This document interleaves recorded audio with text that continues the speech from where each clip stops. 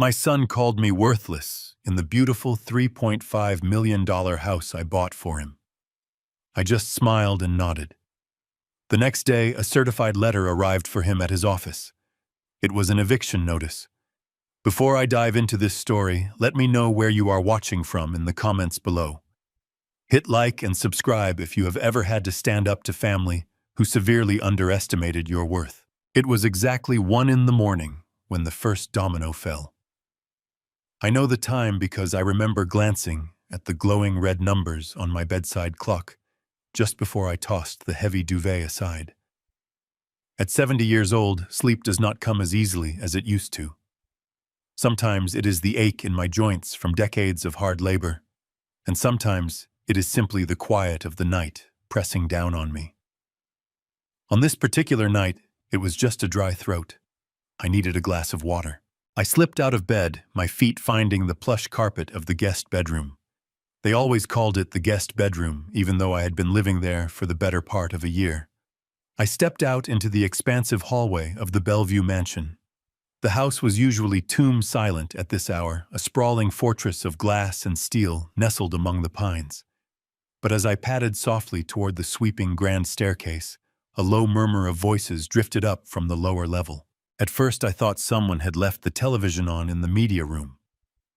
Derek, my 38-year-old son, was a self-proclaimed tech CEO who often stayed up late pacing the floors and claiming to be working on his next big pitch. I gripped the smooth oak handrail and began my descent, intending to simply tell him good night and grab my water from the kitchen. But as I reached the landing, the voices grew sharper, more distinct. It was not the television. It was Derek and his wife Morgan. I paused in the deep shadows of the lower hallway, standing just out of sight, near the massive arched entryway that led into their pristine open-concept kitchen. The lights were dimmed, casting long, sharp shadows across the room. Morgan was leaning against the central island, swirling a glass of white wine.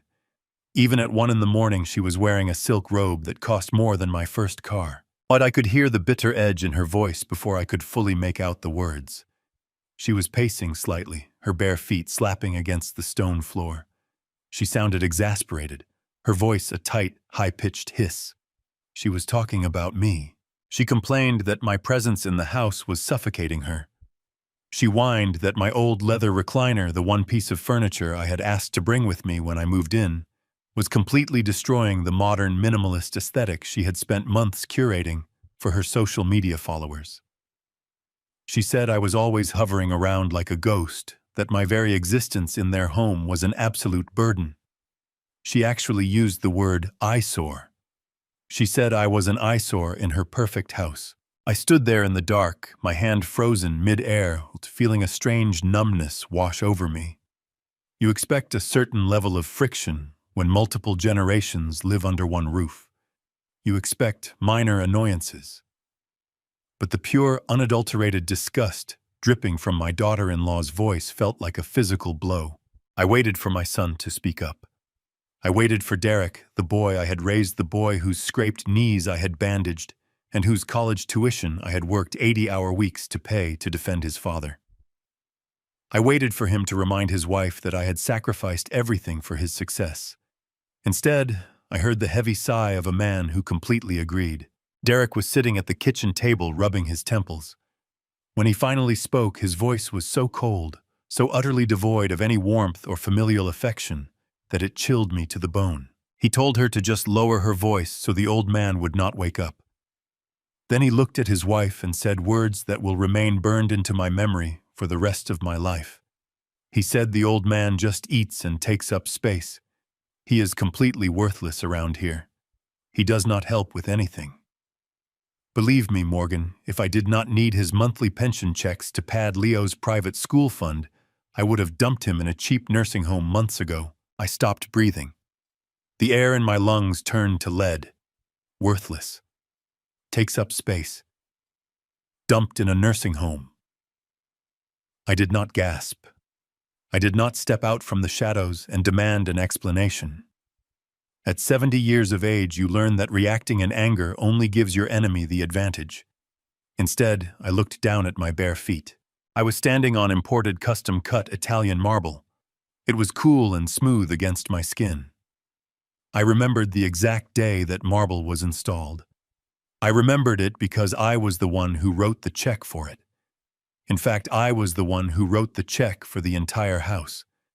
$3.5 million paid in full straight from my accounts. They were standing as a kitchen that my blood, sweat, and tears had paid for.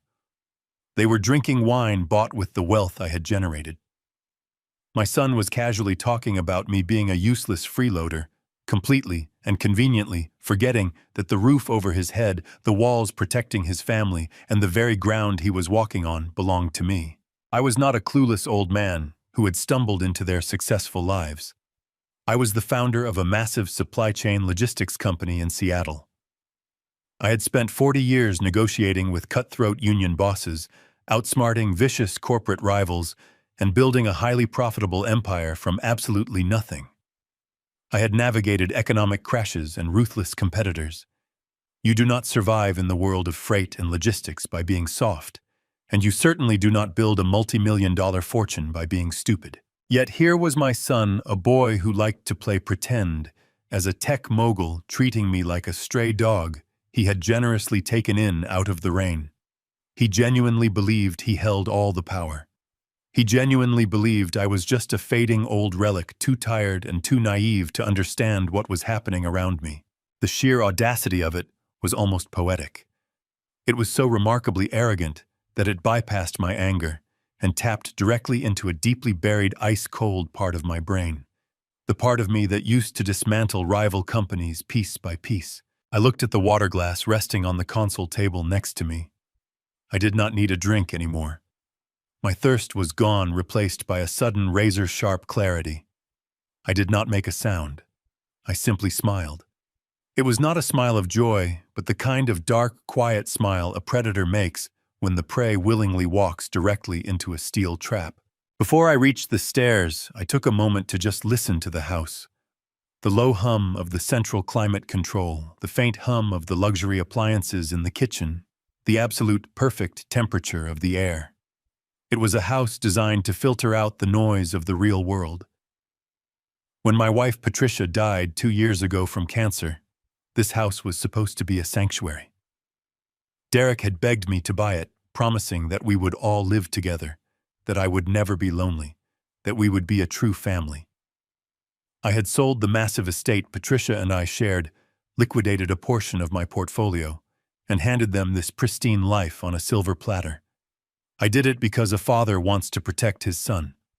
I did it because I was grieving and wanted to keep the remaining pieces of my family close. And this was my reward. Being called an eyesore. Being called a worthless freeloader by a man who had not earned a single brick of the foundation he was standing on. I continued my silent retreat up the stairs. Every step I took felt lighter than the last. For the past year, I had walked around this house with a heavy heart, constantly tiptoeing around Morgan's moods and Derek's supposed stress, trying my best not to be an inconvenience. I had shrunk myself down to fit into their perfectly curated lives. I had spoken softly, eaten quietly, and spent most of my days reading in my room just to avoid getting in their way. I was not going to tiptoe anymore. I was not going to shrink. The man who had spent 4 decades dominating the shipping lanes of the Pacific Northwest was finally waking up from a long, grief-induced slumber. I sat on the edge of my bed and looked at the framed photograph of Patricia on my nightstand. She had always warned me about Derek's sense of entitlement. She used to say that we had shielded him from the harsh realities of the world for too long, that we had given him the fruit without ever teaching him how to plant the tree. I had always brushed off her concerns, insisting that he just needed more time to mature. As I looked into her printed eyes, I silently apologized to her. She had been right all along. But I reached over and turned off the small bedside lamp, plunging the room into total darkness. My son and daughter-in-law wanted me to be a clueless old man. I would give them exactly the performance they expected. But behind their backs, I was going to tear down the very walls I had built for them. The morning sunlight poured through the large windows of the Bellevue mansion, casting a deceptive glow over the Italian marble floors. It was 7. The air smelled of espresso and expensive lavender cleaner. If a stranger walked into this kitchen, they would see the absolute picture of upper-class domestic bliss. But after what I heard in the dark hours of the night, the pristine countertops and the perfectly arranged fruit bowls looked like a meticulously constructed stage set. I walked into the kitchen wearing my worn slippers and a thick cardigan. I made sure to stoop my shoulders slightly. I let my steps drag, playing the part of the tired, fading patriarch they believed me to be. Derek was sitting at the massive quartz island, typing frantically on his silver laptop. He was wearing a crisp white dress shirt with the sleeves rolled up to the elbows, projecting the image of a busy tech visionary. Morgan was standing by the imported espresso machine dressed in flawless athletic wear, looking as though she was about to head to a private Pilates session. Neither of them looked like people who had just spent the night wishing I was locked away permanently. When they heard my slippers scuffing against the marble, their heads snapped up in unison. "Good morning, Dad," Derek said, his voice bright and artificially energetic. He did not look up from his screen for more than a second.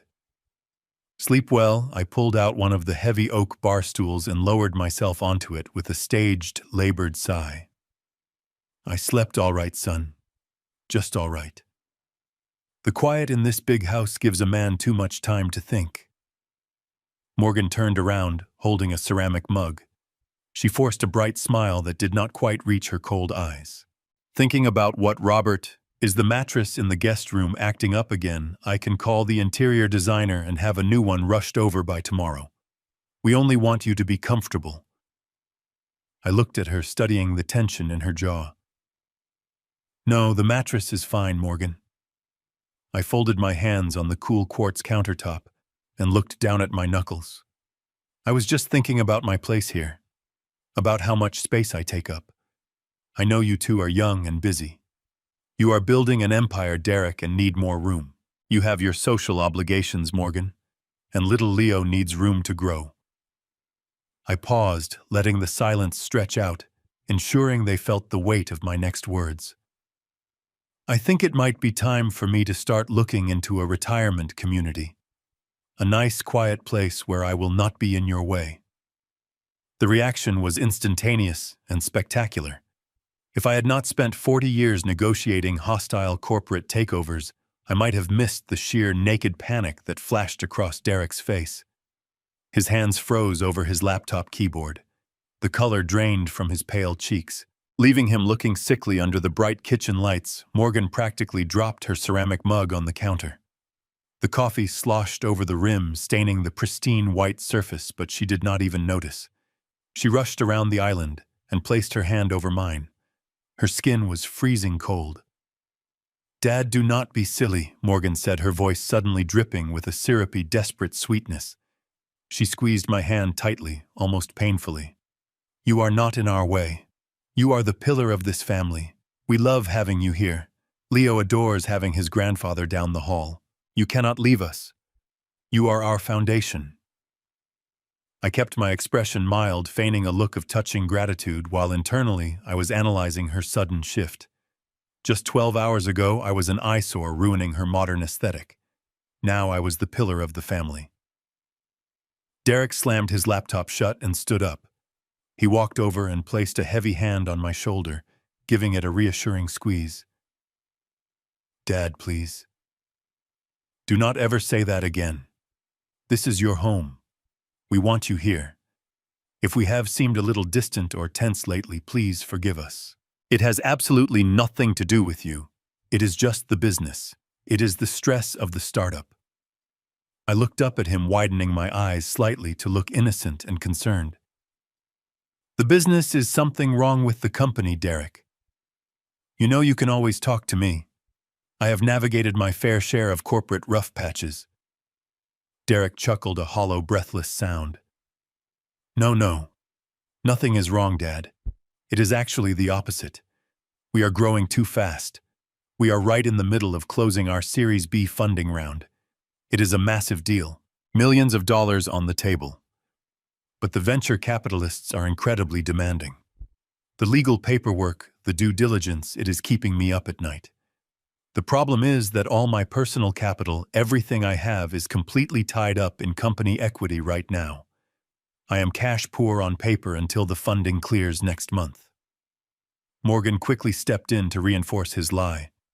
She nodded vigorously, her perfectly styled hair bobbing. Exactly, Robert. Derek is carrying the weight of the world on his shoulders right now. He is just stressed out and exhausted from working so hard. Sometimes we snap at each other because the pressure is so high. But we would never want you to leave. We need you here. Your presence grounds us. I listened to their rehearsed explanations, tracking the cadence of their words. It was a beautiful, plausible lie.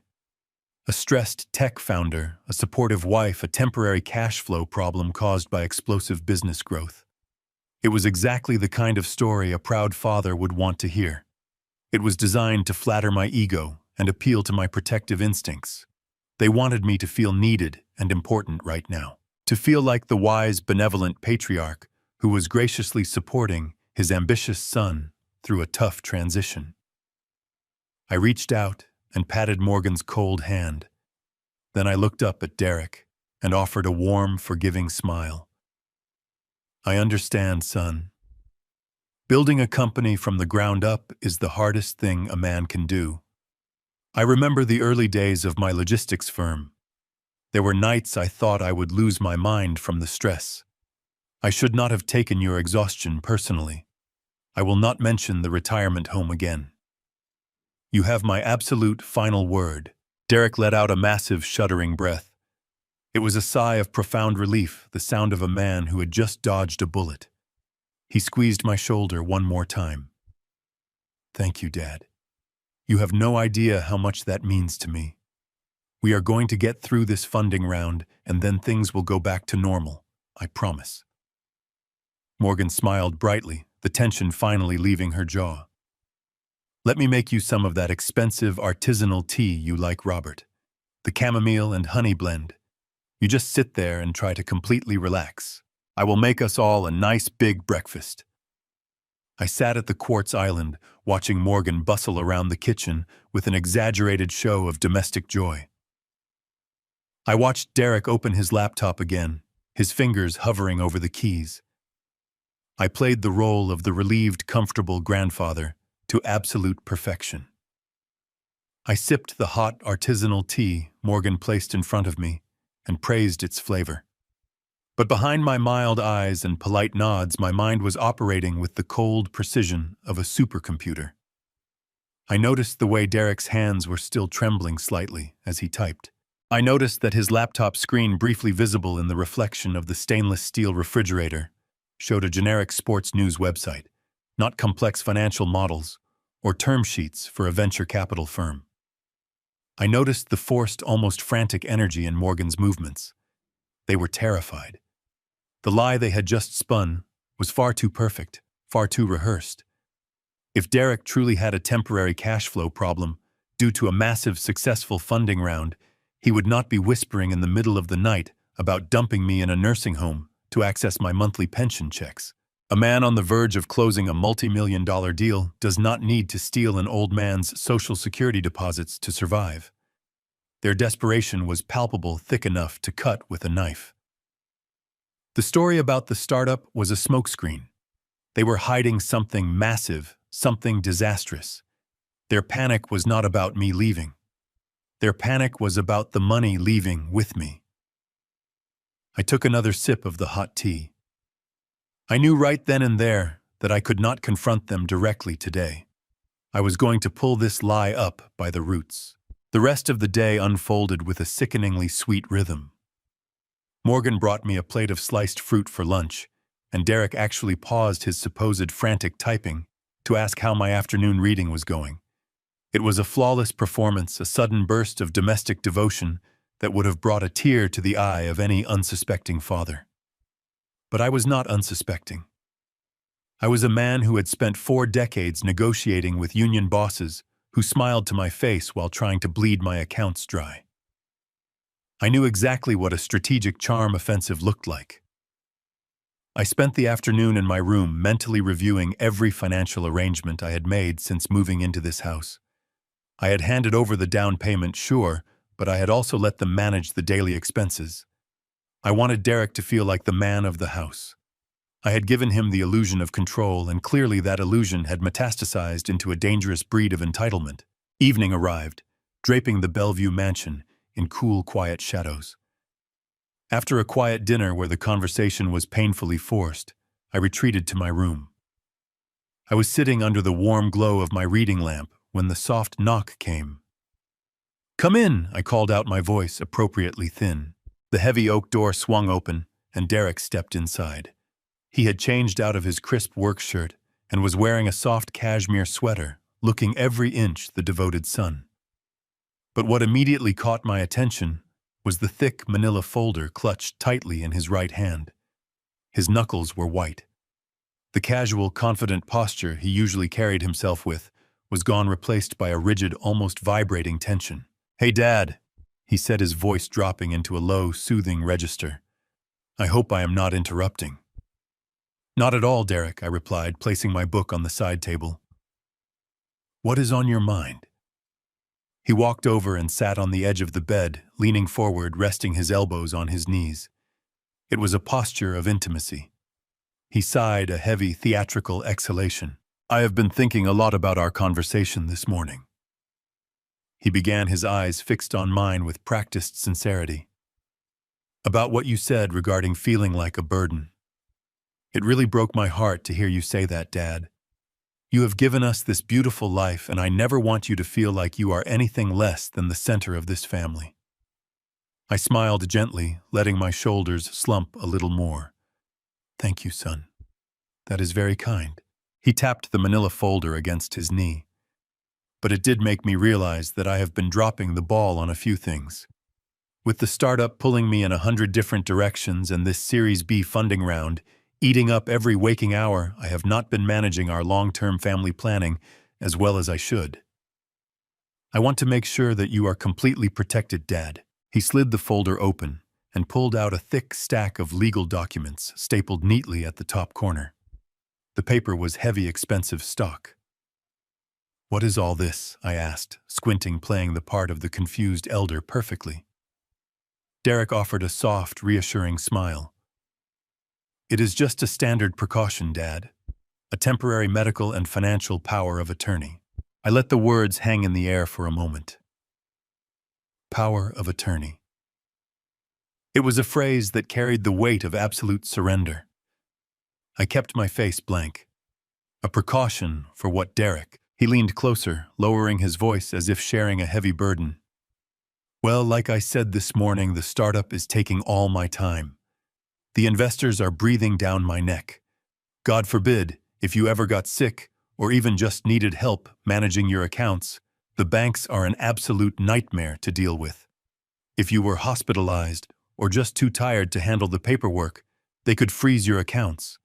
I would not be able to pay your medical bills, and more importantly, I would not be able to access your pension to keep transferring the monthly payments into Leo's private school fund." He paused, letting the mention of his son settle between us.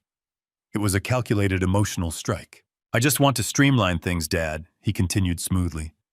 "This document just gives me the legal authority to bypass the bank's bureaucracy. It allows me to handle the transfers for Leo's tuition and manage any emergency expenses on your behalf without having to bother you with signatures and phone calls. It is just a safety net. You do not have to worry about a single thing. You can just relax and enjoy your retirement. I will carry the load for you." He held out a sleek, heavy silver pen, the tip pointed directly at me. The final page of the document was already marked with small, bright yellow sticky tabs indicating where my signature was required. It was a masterclass in manipulation. The plausible lie was beautifully constructed. He used his supposed business success as the excuse for his lack of time. He used my potential failing health as the looming threat. And he used my grandson's education as the emotional hostage. He was framing the absolute surrender of my financial independence as a favor, a loving gesture from a dutiful son to his tired father. I reached out with a slightly trembling hand and took the stack of papers. I did not take the silver pen. I reached into my cardigan pocket and slowly pulled out my reading glasses. "Let me just take a quick look, son." "You know I like to read things over," I murmured, slipping the glasses onto my face. Derek shifted uncomfortably on the bed. "Of course, Dad. But it is really just standard boilerplate language. Nothing to worry about." The lawyer said it is as basic as it gets. I flipped past the cover page and scanned the dense paragraphs of text. My eyes swept over the carefully structured clauses, the defined terms, the sweeping authorizations. It took me less than 30 seconds to realize exactly what I was holding. This was not standard boilerplate language. This was not a limited temporary safety net to pay a child's school tuition. This was a financial death warrant. The document granted the appointed agent sweeping irrevocable authority over all liquid assets, investment portfolios, real estate holdings, and trust funds. It included clauses that explicitly allowed the agent to liquidate assets, alter beneficiary designations, and transfer funds into accounts wholly owned by the agent without any requirement for secondary approval or oversight. It even contained a deeply buried medical clause that gave the agent the unilateral power to commit the principal to an assisted living facility and make binding psychiatric care decisions. I recognized the aggressive, predatory phrasing immediately. I recognized it because it was the exact same type of corporate verbiage I used to employ in the late 90s when I was orchestrating hostile takeovers of rival supply chain companies. Back then, my lawyers and I would bury total surrender clauses inside mountains of seemingly benign legal jargon. We would smile, shake hands, and tell our targets that the contracts were just standard procedural formalities. By the time they realized they had signed away their entire companies, my team had already seized their assets and locked them out of their own buildings. I was holding a weapon designed to strip me of every ounce of power, dignity, and wealth I possessed. My own son had hired a shark of a lawyer to draft a document that would reduce me to a legal ghost in my own life. The sheer cruelty of it was breathtaking. I thought back to the conversation in the kitchen at 1 a.m.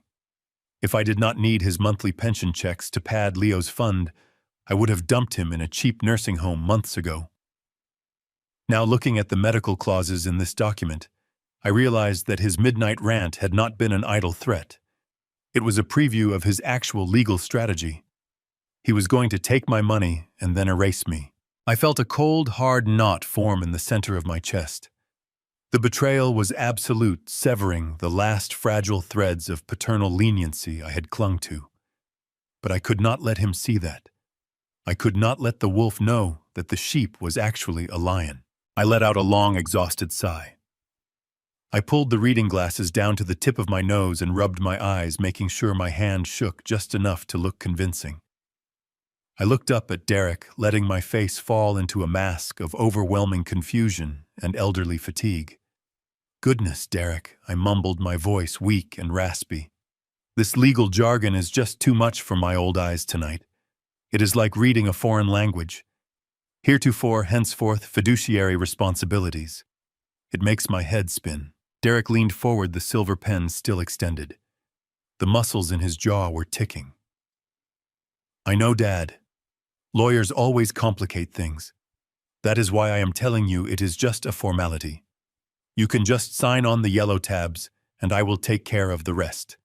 You do not need to stress your eyes over this."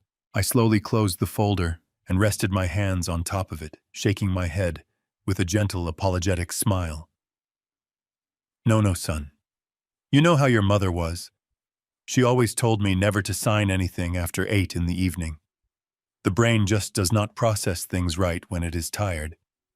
I appreciate you looking out for me, I really do. But I'm going to need a clear head to look this over. I will read it carefully over the weekend, and we can deal with it on Monday." Derek's mask slipped. It was just for a fraction of a second, but it was there. His eyes widened, and a flash of pure, unadulterated panic twisted his features. His hand holding the pen dropped slightly. He opened his mouth to argue, his voice rising in pitch. "But Dad, the lawyers need this filed by tomorrow afternoon. If we wait until Monday, the bank might delay the processing, and Leo's tuition payment is due on the 15th. We really should just get it out of the way right now." I maintained my mild, confused smile, but I hardened my tone just a fraction. Derek, the tuition is not due for another 2 weeks. A couple of days will not make a difference. I am just too exhausted tonight, son. My brain feels like mush. I will look at it on Saturday when I am fresh. That is my final word. I handed him back the silver pen. He stared at it for a moment, then slowly took it. He stood up from the bed, his entire body rigid with suppressed frustration. The loving, devoted son routine was cracking around the edges. He forced a tight, unnatural smile, his lips pulled thin across his teeth. Okay, Dad. Whatever makes you comfortable. Take the weekend. We will talk on Monday. He turned and walked out of the room, shutting the heavy oak door behind him with a sharp, echoing click. He did not say good night. I sat alone in the quiet of the guest room, the thick manila folder resting on my lap like a ticking bomb. The silence of the Bellevue mansion pressed in around me, but it no longer felt like a sanctuary. It felt like a battlefield. I picked up the folder and ran my thumb along the smooth edge of the expensive paper. Derek thought he was dealing with a tired, fading old man who could be easily confused by a few dense paragraphs of legal text. He thought his plausible lie about startup stress and banking bureaucracy was bulletproof. He thought he was the smartest person in the room. He was wrong. Dead wrong. He had brought a contract to a corporate war. He had presented me with the exact blueprint of his intended betrayal. He wanted a hostile takeover of my life assets and future. He wanted to strip me down and discard me like broken machinery. I set the folder down on the nightstand right next to the photograph of Patricia. I did not feel sorrow anymore. The grief of losing my son to greed and entitlement had burned away, leaving only a cold, indestructible resolve. I was not going to be a victim in my own house. I was not going to be discarded. I knew exactly what I had to do next. I needed to move in the shadows. I needed to gather my ammunition. And when the time was right, I was going to tear his perfect artificial world apart, piece by piece. The following day stretched out with an agonizing slowness. I spent the morning confined to my room, listening to the heavy silence of the house. Derek had left early for his office, slamming the front door with the kind of aggressive energy he always used to signal his importance to the world. Morgan had departed shortly after announcing that she had a grueling day of wellness appointments and charity committee meetings. I was left alone, with my thoughts, the manila folder safely hidden beneath a false bottom in my suitcase. I sat in the quiet, wrestling with the burning realization that the son I had raised was actively plotting my financial ruin. By late afternoon, the sprawling mansion felt suffocating. I decided to head downstairs to make myself a cup of dark coffee and clear my mind. The golden afternoon light was pouring through the floor-to-ceiling windows of the living room, casting warm, beautiful shadows across the imported furniture. It was a house that demanded admiration, a monument to wealth and comfort. Yet as I walked toward the kitchen, the illusion of that comfort was instantly shattered. Sitting alone at the massive kitchen island, his small legs dangling far above the floor, was my 7-year-old grandson, Leo. The house was completely quiet, save for the faint crunching sound of his spoon hitting the sides of a ceramic bowl. I stopped in the archway, my brow furrowing in confusion. It was nearly 6 in the evening, well past the time Morgan usually had the private chef drop off their prepped organic meals. I walked quietly into the pristine kitchen. Leo looked up, his big brown eyes widening with a genuine, very bright smile. He was the only innocent soul in this entire toxic environment. He was wearing his private school uniform, though his tie was loosened, and his collar was slightly stained with what looked like apple juice. "Hey there, Grandpa," he chirped, kicking his feet against the wooden base of the island. "Hello, my boy," I said, my voice softening naturally as I approached him. I rounded the counter and looked down at his bowl. Instead of the balanced, nutritious dinner Morgan always boasted about to her friends, Leo was eating a large bowl of plain, generic, dry cereal. It was not even mixed with milk. He was just picking up the dry rings with his small fingers and chewing them thoughtfully. I placed a hand on his shoulder, feeling the sharp contrast between his vulnerability and the ruthless greed of his parents. Leo, why are you eating dry cereal for dinner? Did the chef forget to drop off the meal today? Or is your mother cooking something special later? Leo shook his head, his focus returning to the handful of cereal. No, Grandpa. Mommy said we cannot have the chef anymore. She canceled the food. We have to eat the cheap food from the big store now. I pulled out the stool next to him and sat down, my heart beginning to beat with a slow, heavy rhythm. I kept my voice incredibly gentle, hiding the sudden spike of alarm that was coursing through my veins. What do you mean? Leo, did Mommy say exactly why? He chewed for a moment, his innocent face scrunching up in thought, as he tried to recall the exact words his mother had used. Yes, she told me just last night when I asked for a warm cheese pizza. She said we are very poor right now because Daddy's company needs all of our money. She said Daddy is building something huge and we have to sacrifice. So no more chef and no more pizza delivery. Just cereal and sandwiches until Daddy gets rich again. The words hung in the quiet kitchen air, innocent and utterly devastating. We are very poor right now. Daddy's company needs all of our money. I stared at the bowl of cheap generic cereal.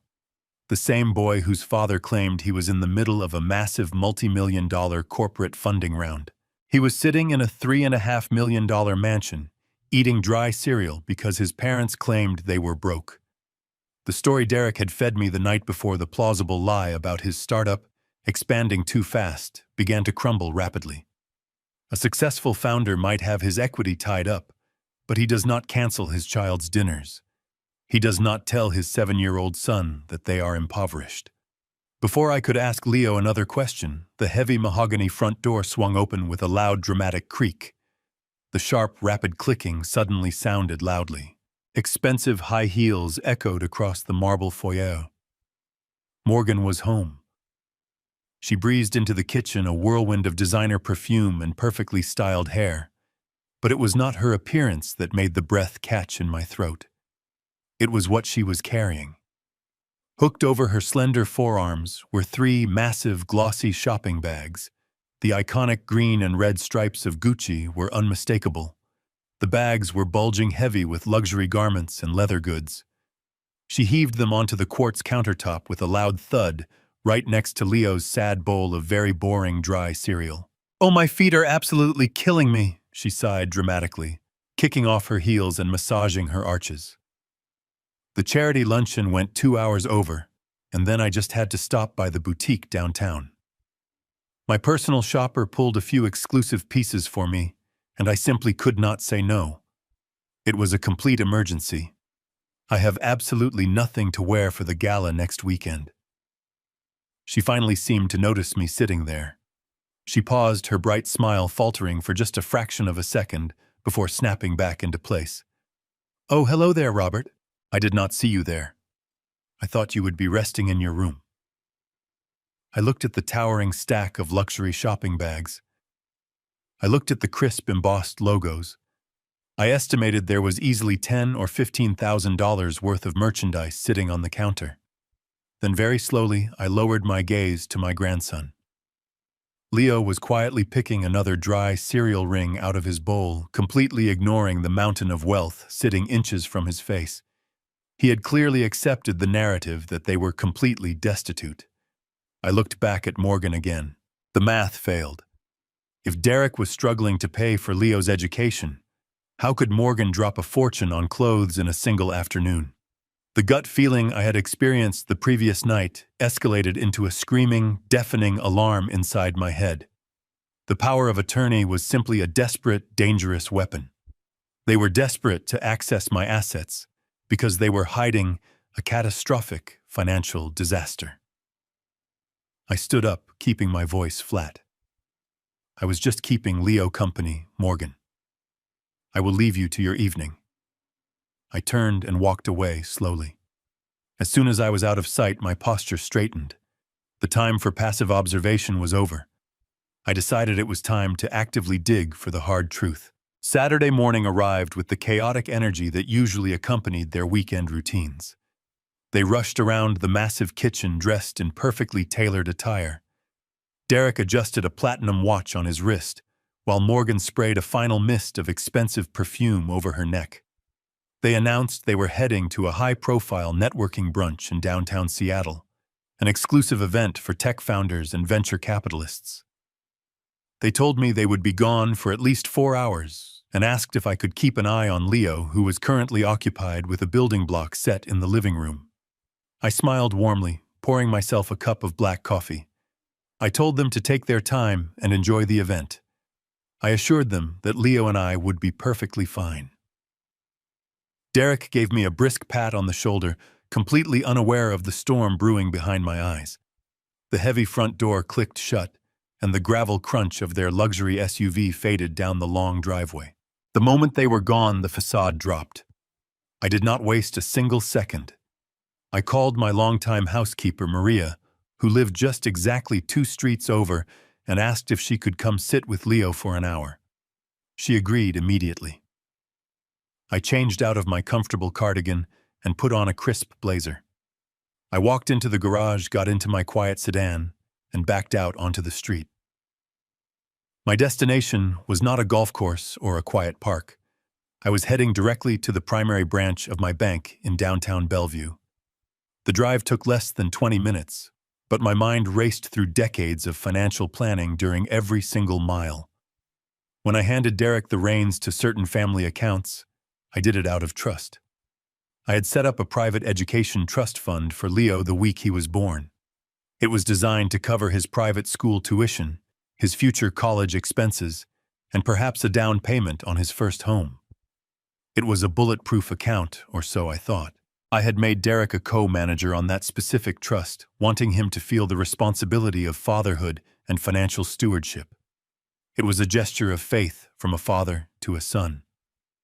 Now I needed to know exactly how that faith had been handled. I walked directly through the heavy glass doors of the bank, greeted by the familiar hush of the lobby and the subtle scent of polished wood. The branch manager, an older gentleman named Arthur, who had managed my corporate accounts during the height of my logistics business, spotted me immediately.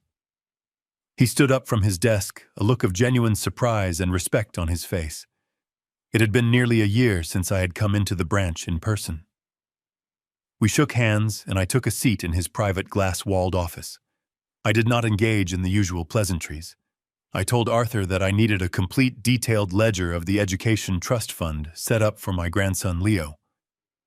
Arthur nodded, his fingers moving quickly over his keyboard. He smiled as he worked, mentioning how generous it was for me to set up such a robust safety net for the next generation. I just watched his face. I watched the friendly professional smile slowly melt away. I watched his brow furrow as he scrolled down the screen. He adjusted his glasses, completely silent, clicking his mouse with a sudden nervous energy. The air in the office grew incredibly thick and heavy. Arthur looked up at me, his eyes filled with a mixture of confusion and deep concern. He hesitated, clearing his throat before speaking. He asked if Derek had spoken to me recently about the asset reallocation strategy for the trust. I kept my voice perfectly flat and steady. I told him Derek had not mentioned any new strategy. I asked Arthur to print the ledger and place it on the desk.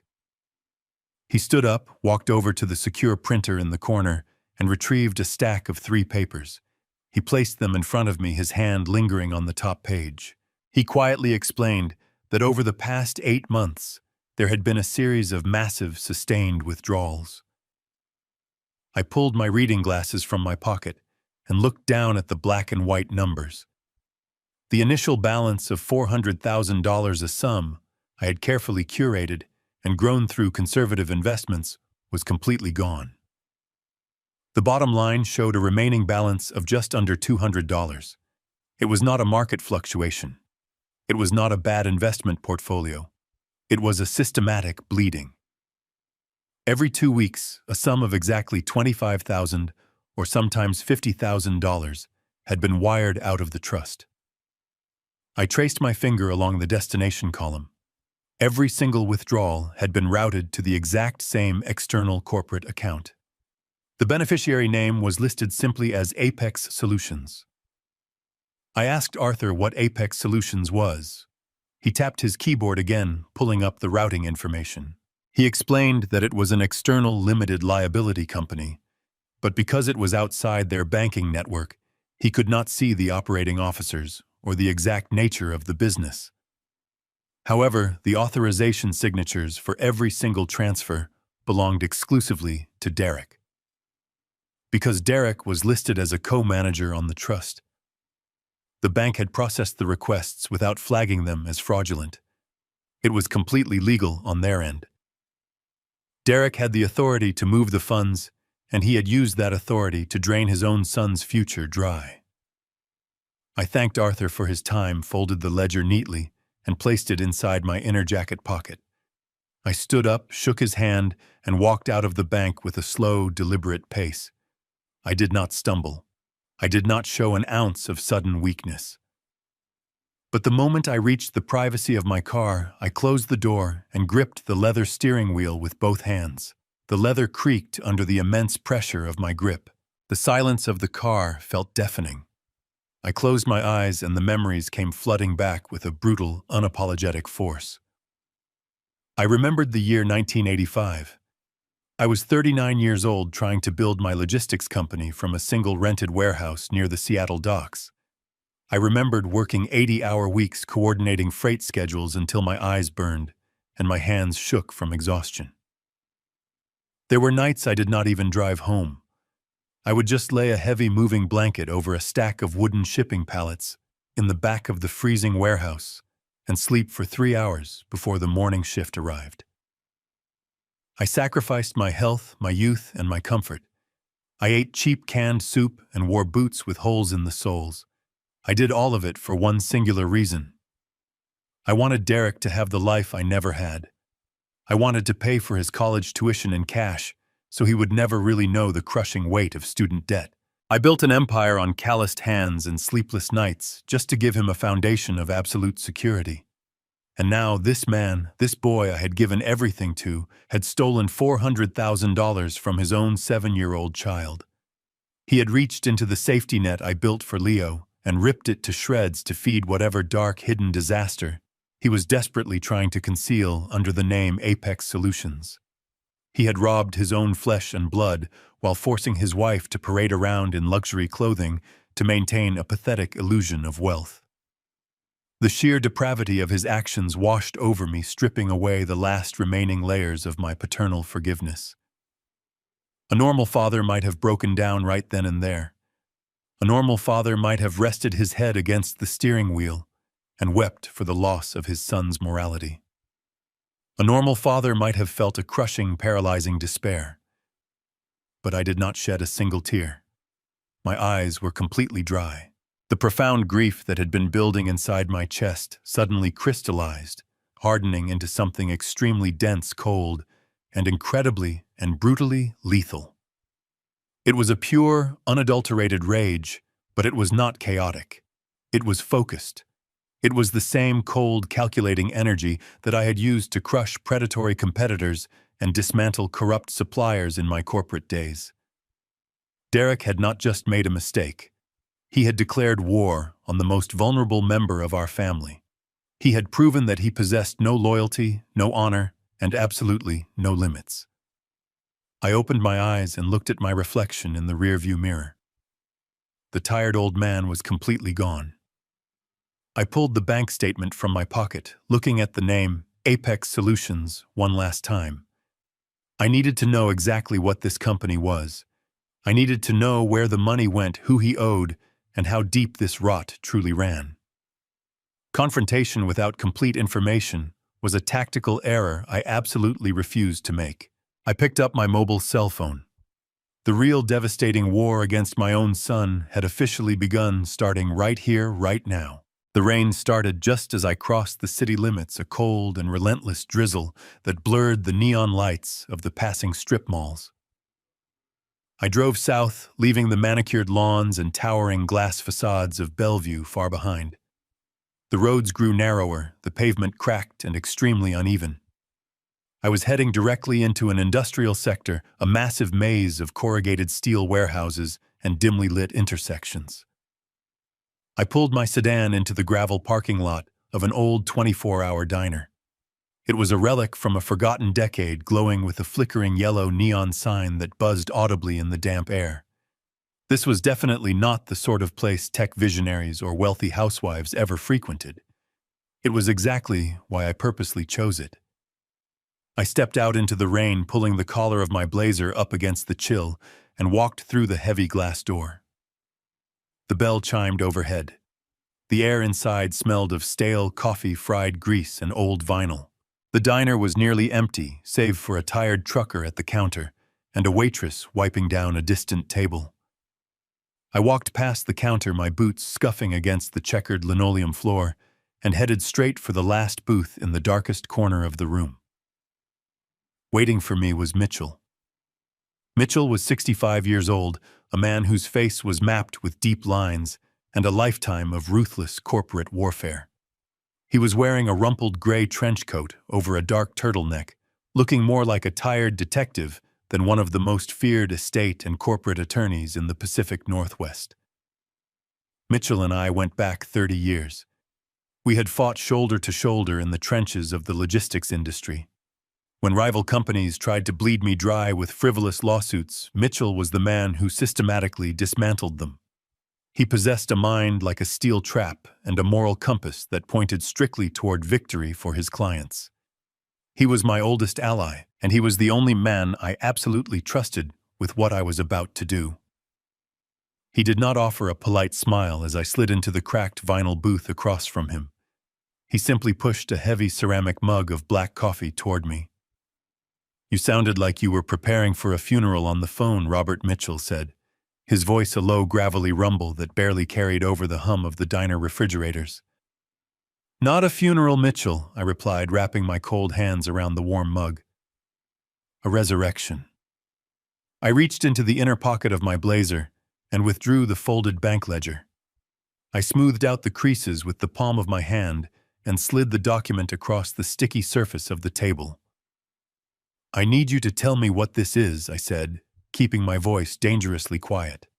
"I need you to find everything you can about an entity called Apex Solutions." Mitchell pulled a pair of wire-rimmed reading glasses from his coat pocket and slid them onto his face. He picked up the ledger, his eyes scanning the columns of numbers. He saw the initial balance. He saw the steady, methodical bleeding of the account. He saw the final remaining balance of less than $200. His jaw tightened.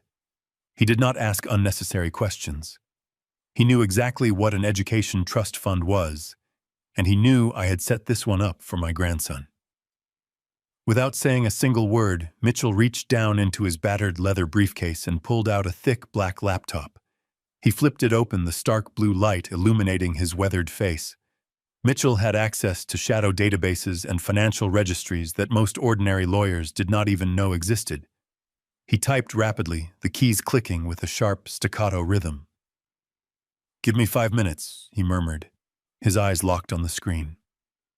I drank the bitter coffee, watching the rain streak the dirty window beside us.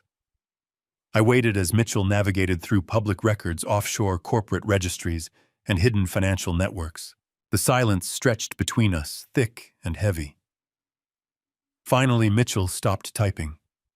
He leaned back against the vinyl booth, pulling his glasses off and tossing them onto the table. He rubbed his eyes, letting out a long, heavy breath. He looked at me, and for the first time in 30 years, I saw something resembling pity in his eyes. I stared back, my expression hardening into stone. "Do not look at me like that, Mitchell. Just give me the absolute truth. Do not filter a single word.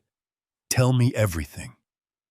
Mitchell sighed again and turned the laptop screen so I could see the cascading lines of data. "Apex Solutions is a shell company," Robert Mitchell said, his voice flat and strictly professional. "It was incorporated in Nevada roughly 14 months ago. The listed managing director is a proxy firm, but the primary beneficiary of the holding accounts is your son. Derek controls it entirely." I nodded slowly, absorbing the brutal confirmation. "So, he is funneling the trust money into his own pockets." "But why?" "He told me this morning that his startup is in the middle of closing a massive Series B funding round. He claimed he was just temporarily cash poor. Mitchell let out a dark, humorless chuckle. A Series B funding round. Robert Derek's tech startup does not exist anymore. It went completely bankrupt over a year ago. The words struck me, but I did not flinch. I just stared at the illuminated screen. Bankrupt, completely insolvent. Mitchell confirmed, tapping the screen with a blunt fingernail. His primary investors pulled out 14 months ago, when he failed to deliver a single working prototype. The company was quietly dissolved to avoid public bankruptcy filings. There is no startup. There is no funding round. Your son has been unemployed for over a year. He has been playing pretend. I took a slow breath, digesting the magnitude of the lie. The late nights pacing the floor, the frantic typing on the laptop, the crisp white dress shirts. It was all a theatrical performance, an entire life built on an empty, hollow stage. Then where is the money going? I asked, my voice as cold as absolute ice. $400,000 does not just vanish into thin air. He has not been paying for Leo's private school. Morgan is carrying around $10,000 in Gucci shopping bags. What is feeding this massive fire? Mitchell began typing again, bringing up a new set of deeply buried financial records. It is a two-front war, Robert Mitchell explained, pointing to a series of massive wire transfers originating from the Apex account. First, you have Derek. He is a severe gambling addict. And I am not talking about legal sports betting or weekend trips to Las Vegas. I am talking about high-stakes, illegal underground poker rings. He owes massive debts to dangerous people who do not send polite collection letters. They send ruthless enforcers. Over the past 8 months, he has wired almost $200,000 to overseas accounts that flag immediately for illicit gaming syndicates. He has been using his own son's education fund to keep his kneecaps completely intact. I felt a physical wave of nausea roll through me, followed immediately by a surge of white-hot fury. And the rest, I demanded. What about the other $200,000? Mitchell scrolled down, revealing a cascade of credit card statements and exorbitant luxury retail invoices. The rest is funding Morgan's pathological shopping addiction. She is burning through $30,000 a month on designer clothes, private Pilates instructors, organic chefs, and extensive cosmetic procedures. They are drowning in unmanageable credit card debt. They have taken out secondary loans against their luxury cars. They are completely destitute, Robert. They are living a lavish lifestyle they absolutely cannot afford by cannibalizing everything around them. I looked away from the screen, staring out the rainy window into the bleak night. My son was a total fraud and a degenerate gambler. My daughter-in-law was a shallow, parasitic consumer. They had burned through their own money. They had blatantly stolen my innocent grandson's future, and now they were aggressively coming for me. The power of attorney document was not just a mere precaution. It was a desperate, panicked grab for a vital lifeline. They desperately needed my pension, my investment portfolios, and my remaining capital to feed their bottomless pit of spiraling debt. I slowly turned my attention back to Mitchell. The tired, fading grandfather who walked into the Bellevue kitchen this morning was officially dead and permanently buried. The man sitting in this dingy diner booth was the relentless founder who had successfully crushed massive corporate empires. Mitchell closed the heavy laptop with a definitive sharp snap. Mitchell warned me Derek would do anything for my remaining fortune. Anticipate his next move. The rain was still falling in a steady freezing sheet when I stepped out of the diner and back into the dark parking lot. Mitchell had stayed behind in the booth, nursing his black coffee, his silent presence a comforting anchor in a world that had suddenly capsized. I gripped the collar of my coat against the wind and got into my car. The drive back to Bellevue was a blur of sweeping windshield wipers and blinding headlights. I had the truth now, cold and irrefutable. But having the truth was only the first half of the battle. Mitchell was absolutely right. If Derek was desperate enough to siphon his own son's future to appease violent underground loan sharks, there were no moral boundaries left. He was a cornered animal drowning in massive debt, with my remaining portfolio standing as his only possible salvation. The temporary power of attorney he had tried to push on me was not merely a backup plan. It was his primary offensive strategy. I needed to know the exact timeline of his next move. I needed to know who he was talking to, what leverage he thought he had, and how far he was willing to go. I could not rely on bank statements alone. I needed to hear the poison straight from the source. The following morning, after ensuring Derek and Morgan were thoroughly distracted by their own manufactured chaos, I drove to a nondescript strip mall on the outskirts of Redmond. Tucked between a failing dry cleaner and a discount vitamin shop was an electronics store that specialized in high-grade security and surveillance equipment. It was the exact kind of place catering to paranoid corporate executives and betrayed spouses. I pushed open the glass door, greeted by the sterile smell of plastic and ozone. The clerk behind the counter was a young man with thick glasses and a bored expression, clearly accustomed to customers who did not want to be asked too many questions. I approached the glass display case and asked for the most discreet, high-capacity audio recording device he had in stock. I specified that it needed to be completely voice-activated, possess a battery life that could last for several days, and have the capability to transmit a crystal-clear signal to a paired mobile receiver. The clerk nodded, without a word, reaching into a locked drawer behind the counter. He pulled out a tiny matte, black square, barely larger than a standard postage stamp. It was remarkably heavy for its incredibly small size, encased securely in a durable titanium shell. He explained the syncing process, demonstrating how the micro-recorder would lay dormant until it picked up a vocal frequency, at which point it would broadcast live audio directly to an encrypted application on my cellular phone. It was a sophisticated military-grade piece of hardware perfectly suited for my mission. I paid for it in cash, peeling the crisp bills from my silver money clip. I did not want a single digital trail leading back to my personal bank accounts. I walked out of the store, with the small device resting heavily in my pocket, feeling the cold weight of the metal against my leg. It was a weapon of absolute truth. I returned to the sprawling Bellevue mansion just before noon. The massive house was oppressively silent. Morgan had taken Leo to a weekend tutoring session, a ridiculous, overly expensive endeavor she used to justify her social standing among the other elite private school mothers. Derek was supposedly locked away securely in his home office, working diligently on the non-existent venture capital funding round. I stepped into the grand foyer, removing my heavy coat and hanging it inside the cedar closet with extremely deliberate slowness. I needed a completely flawless excuse to enter his private sanctum. I walked toward the sweeping grand staircase, expertly projecting the image of a forgetful, wandering old man. I deliberately scuffed my worn slippers against the imported marble, ensuring my slow approach was incredibly audible. I reached the landing and walked down the wide, carpeted hallway toward the heavy double doors of his office. I took a deep breath, smoothing my facial expression into a mask of benign, elderly confusion. I raised my right hand and knocked softly against the wood exactly twice. There was a sudden shuffling sound from within, followed by the heavy thud of a drawer being slammed shut. Derek's voice called out tight and visibly irritated, asking exactly who it was. I opened the door, just a tiny crack, peeking my head inside with a gentle, apologetic smile.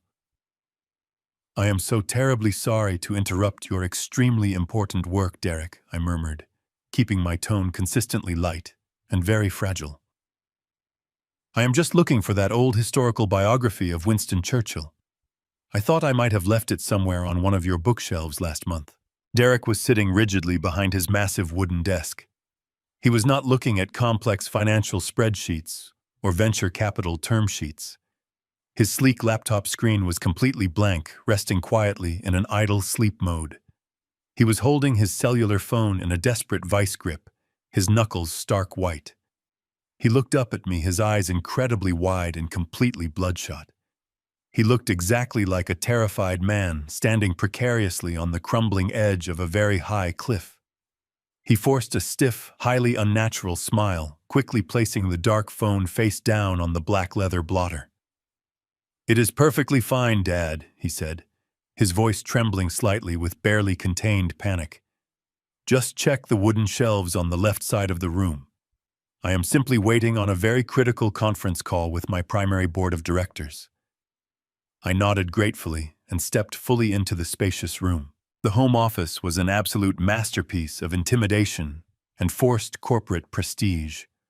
The walls were lined with dark walnut bookshelves filled perfectly with pristine, entirely unread hardcovers.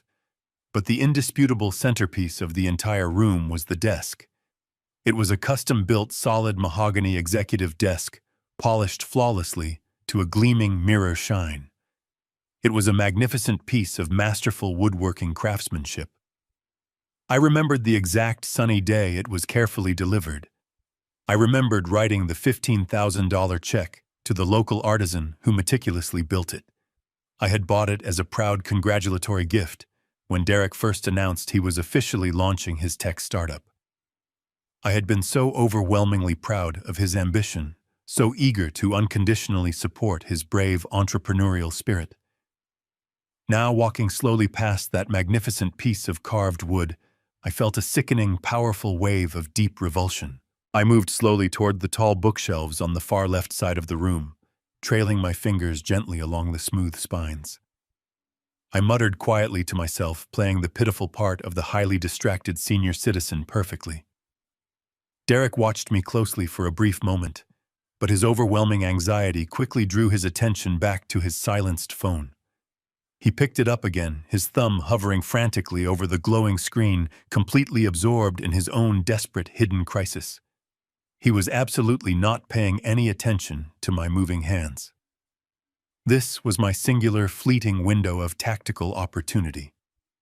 I shuffled along the lower shelves until I was positioned directly behind the two large leather guest chairs, perfectly blocking his line of sight. I reached silently into my warm cardigan pocket and retrieved the tiny matte black micro-recorder. The flat back of the device was thickly lined with a highly powerful industrial adhesive. With a fluid, heavily practiced motion, I purposely dropped a heavy hardcover book directly onto the thick carpet. "Oh, my incredibly clumsy hands," I muttered aloud, bending down toward the floor with an exaggerated, pained groan. As I crouched precariously near the carpeted floor, I reached out my right hand and pressed the tiny titanium square directly underneath the overhanging lip of the $15,000 mahogany desk. The strong adhesive gripped the polished wood instantly. I pressed it firmly upward, ensuring it was completely hidden in the deep, unlit shadows of the desk frame. I picked up the fallen book, grunting convincingly, as I slowly stood back up to my full height. I brushed some imaginary dust off the cover and offered Derek a victorious, completely harmless smile. "I finally found it, son. I will graciously leave you to your highly important business calls right now." Derek did not even bother to look up from his bright phone screen. He just waved a quick, highly dismissive hand, entirely consumed by the invisible, catastrophic fires he was frantically trying to extinguish. I returned to my room, locked the door, and put on my headphones. I synced the receiver to my phone and waited in the quiet dark. I sat perfectly still, exactly like a predator, waiting for its prey to step into the trap. The next 48 hours required a level of discipline I had not exercised since my most ruthless corporate negotiations. I played the role of the frail, forgetful grandfather to absolute perfection. I shuffled through the expansive Bellevue mansion, nodded politely at Morgan, and smiled vaguely whenever Derek asked if I had found the time to review his so-called simple legal documents. I told him my eyes were still bothering me, but I promised I would sit down with the paperwork very soon. He clenched his jaw, masking his irritation with a tight, unconvincing nod. Every passing hour felt like walking barefoot across a floor covered in shattered glass, but I knew I had to maintain the illusion. My survival depended on my complete commitment to the performance. On Tuesday afternoon, a crisp, overcast autumn day, I told Morgan I was going for a short walk to get some fresh air. I put on a thick wool coat, grabbed my walking stick, and slowly made my way out the heavy front doors. I walked past the manicured lawns of my wealthy neighbors, moving steadily, until I reached a quiet municipal park about a mile from the house. The park was mostly empty, populated only by a few distant dog walkers and the rustle of dry leaves tumbling across the pavement. I found a secluded wooden bench, heavily shadowed by a massive oak tree, and sat down. I reached into the deep pocket of my coat and pulled out my mobile phone, my fingers completely steady. I retrieved a pair of wireless headphones, placed them securely over my ears, and opened the encrypted application the technician had installed. The interface was stark and simple. I tapped the activation icon. For a few long moments, there was only the faint, rhythmic sound of static hiss. Then the audio cleared with sudden, terrifying sharpness. I could hear the faint ambient hum of the central climate control in Derek's home office. I could hear the rhythmic clicking of his keyboard. The microphone I had hidden beneath the $15,000 mahogany desk was picking up every single sound with devastating clarity.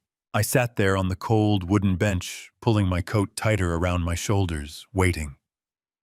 I fully expected to hear Derek making frantic calls to his lawyers begging for legal loopholes. I expected to hear him brainstorming ways to forge my signature on the power of attorney document, or perhaps plotting how to illegally drain my pension accounts through digital fraud. I was prepared for financial treachery.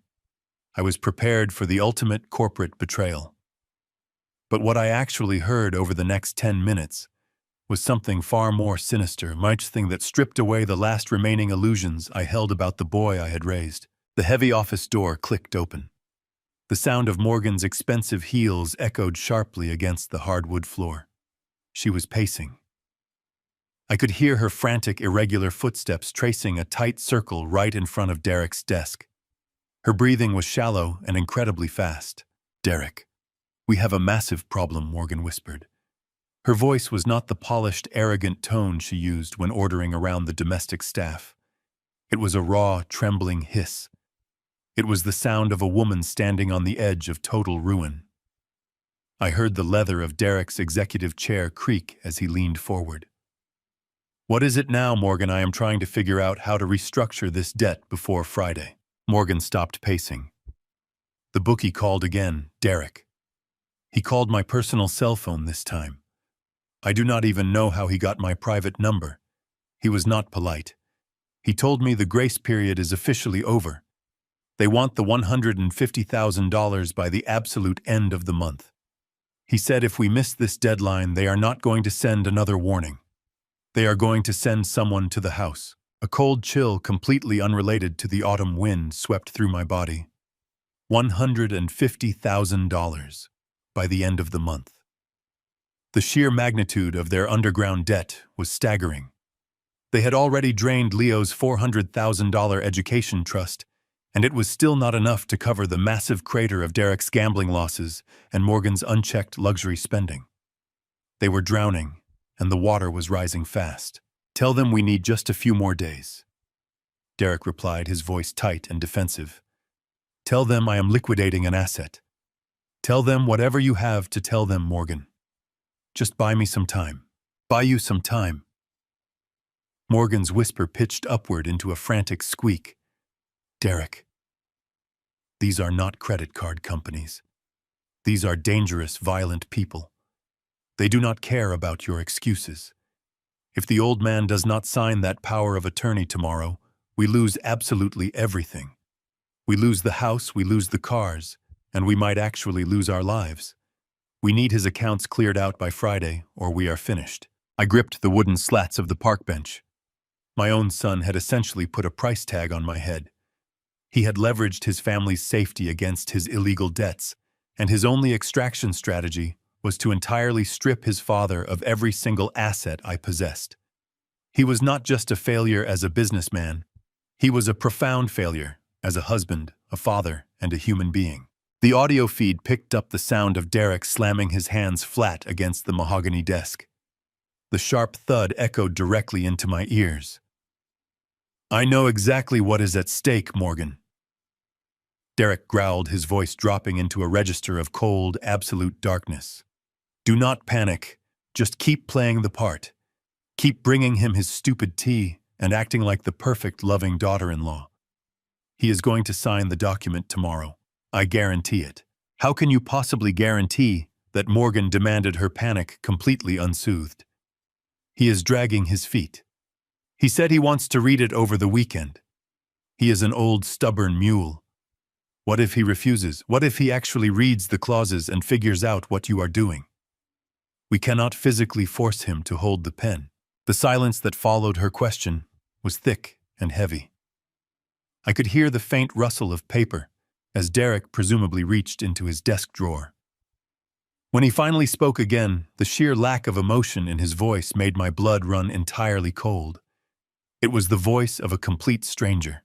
He is not going to have a choice, Derek said smoothly, and he certainly will not have the cognitive ability to understand a single word on that page. I went to the clinic this morning. Dr. Aris gave me the prescription today. A prescription. The word dropped into my ears like a heavy stone plunging into a dark, bottomless well. I stopped breathing. The autumn wind completely vanished, leaving me entirely isolated within the terrifying reality of his words. What are you talking about? Morgan asked, her voice trembling with a new distinct flavor of fear. What prescription, Derek? It is a heavy, fast-acting sedative, Derek explained calmly, as if he were discussing a minor software update. Dr. Aris prescribed it off the record. It is practically tasteless. We mix it into his chamomile tea tomorrow evening. By the time it hits his bloodstream, he will be completely compliant, highly confused, and incredibly docile.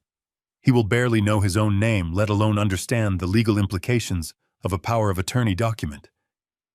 We just guide his hand to the signature line, and the notary I hired will stamp it without asking any questions. And if he tries to fight it later, the medical clauses in the document will allow us to officially declare him mentally incompetent. He will be locked away in a memory care ward by the end of the week, and we will have full, unrestricted access to every single dollar he owns. I sat frozen on the park bench. The monstrous reality of his plan settled over me, suffocating and absolute. He was going to poison me. My own flesh and blood, the boy I had sacrificed my entire youth to provide for, was planning to systematically drug me and lock me in a psychiatric ward just to cover his pathetic, reckless debts. The scale of the betrayal transcended greed.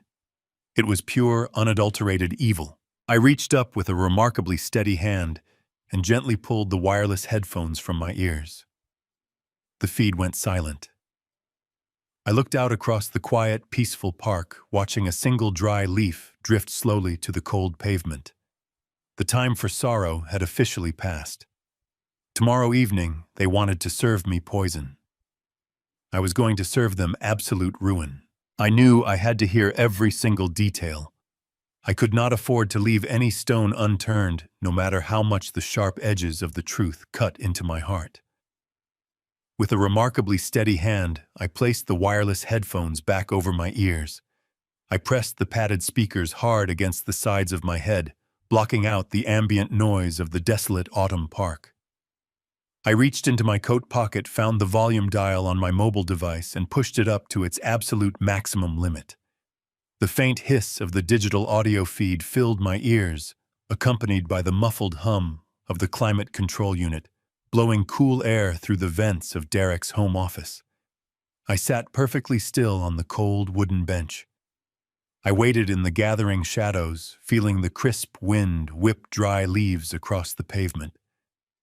The silence over the live audio feed was incredibly heavy, pregnant with the terrifying weight of the malicious secrets they were about to unfold. I braced my entire body, preparing for the absolute onslaught of treachery. The tense silence was broken by the sound of Derek shifting his weight in his expensive leather executive chair.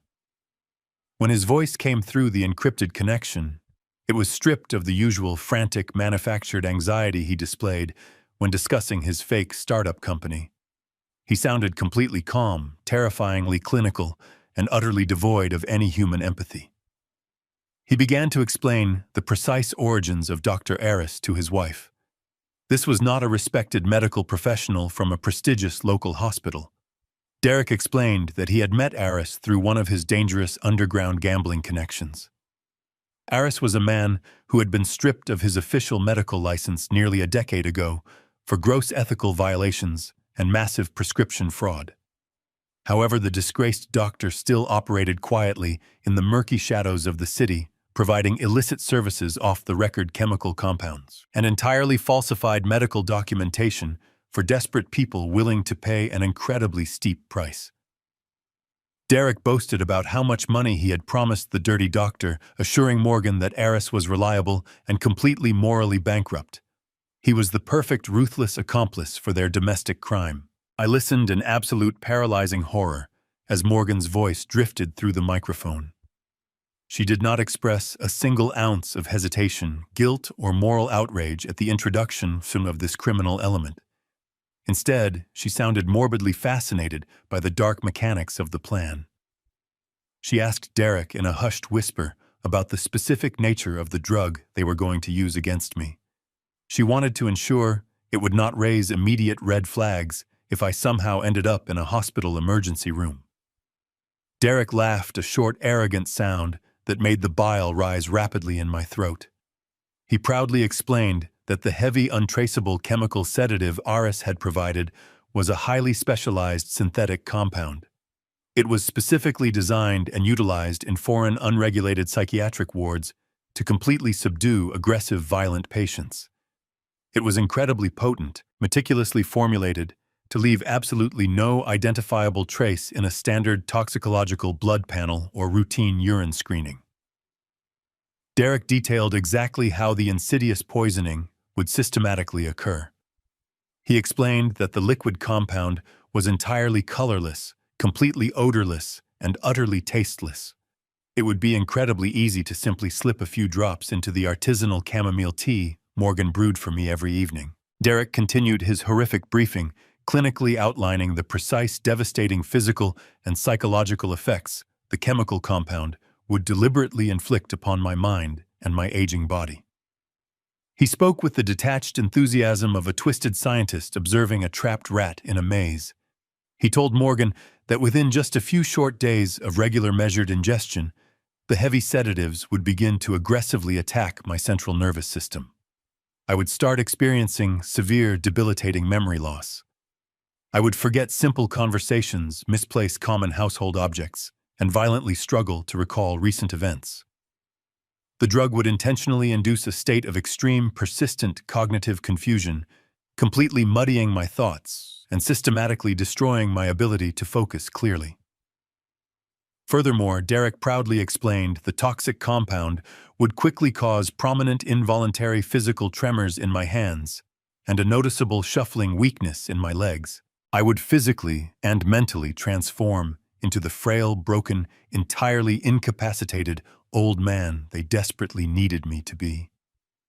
I sat completely motionless on the park bench, my hands clenched into tight fists, paralyzed by the sheer depravity of my own son, explicitly detailing the systematic chemical destruction of his father's brain. Morgan's voice chimed in again, her tone now vibrating with a sickening, eager anticipation that made my skin crawl.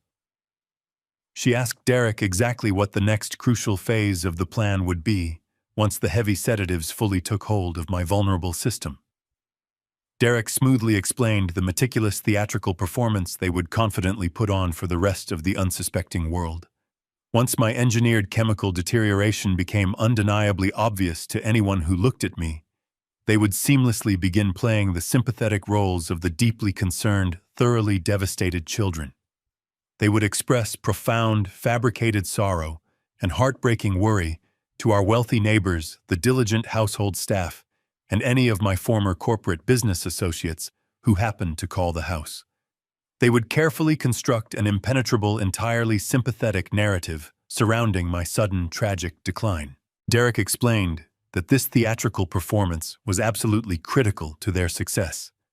It would perfectly insulate them from any outside suspicion, legal investigation, or uninvited scrutiny. Everyone would simply see a tragic, unavoidable medical tragedy befalling a beloved patriarch, and they would see Derek and Morgan as the noble, suffering caretakers trying desperately to manage an impossible crisis.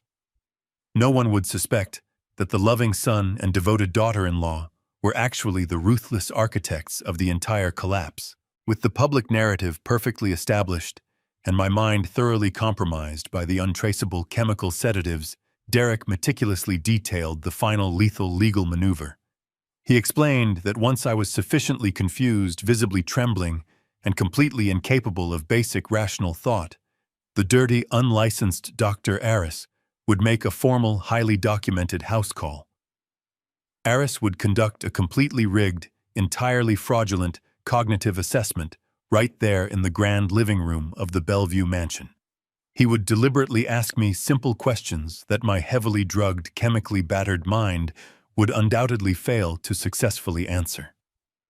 Following this farcical, deeply criminal medical examination, Aris would officially sign and legally seal the fraudulent medical paperwork. He would legally and permanently declare me as suffering from severe, rapid-onset Alzheimer's disease. Derek's voice dripped with arrogant, absolute triumph as he explained that this completely fabricated medical diagnosis would instantly meet the strict legal threshold for total mental incompetence. At that precise critical moment, the hostile predatory power of attorney document he had forcefully shoved in my face the night before would become an absolute, undeniable legal necessity. With my signature violently coerced in a chemically induced haze or simply masterfully forged by his own hand, he would hold the absolute keys to my financial kingdom. The audio feed suddenly crackled with the sharp, unmistakable sound of Morgan laughing loudly. It was not a nervous, hesitant laugh, nor was it a reluctant, guilty chuckle. It was a bright, full-throated sound of genuine, unbelievably cruel amusement. She actually found the malicious, predatory brilliance of their horrific, murderous scheme deeply entertaining. Her harsh laughter echoed loudly through the small digital receiver and pierced directly into my eardrums, echoing the definitive sound of absolute, irredeemable moral bankruptcy. She had completely abandoned any lingering shred of basic human decency or familial loyalty. "Then we activate the POA," Morgan said, her voice practically singing with a dark, victorious, and overwhelmingly greedy glee. "We dump him in that cheap state-run facility downtown. You know, the miserable, depressing one that constantly smells like industrial bleach and boiled cabbage. And then we completely, permanently liquidate his entire portfolio. We sell off all the blue-chip stocks, we completely drain the massive remaining pension accounts, and we finally clear out all of these ridiculous, suffocating underground debts. We will be completely, wonderfully free, Derek. We will have absolutely everything we ever wanted, and we will never have to look at his miserable, confused, pathetic face ever again." The stark, brutal reality of their ultimate endgame hung heavily in the digital audio feed, a definitive, unapologetic sentence of total abandonment. I listened to Derek firmly agree with her, followed by the sharp, crystal-clear sound of expensive glass clinking together as they enthusiastically toasted to their impending stolen wealth and my impending agonizing doom. The chilling, incredibly casual banality of their monstrous celebration was the final unbreakable nail in the coffin. I reached up with incredibly slow, deliberate movements and firmly pulled the wireless headphones away from my ears, lowering them gently onto my lap.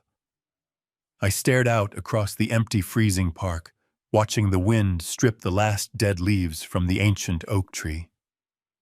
The loving father who had tirelessly raised Derek, the soft, forgiving man who had worked grueling 80-hour weeks and slept on freezing wooden pallets just to build a secure legacy for his beloved son, was officially, permanently dead. In his place, staring out at the cold, gray Seattle sky, the ruthless, deeply unforgiving logistics titan was officially reborn.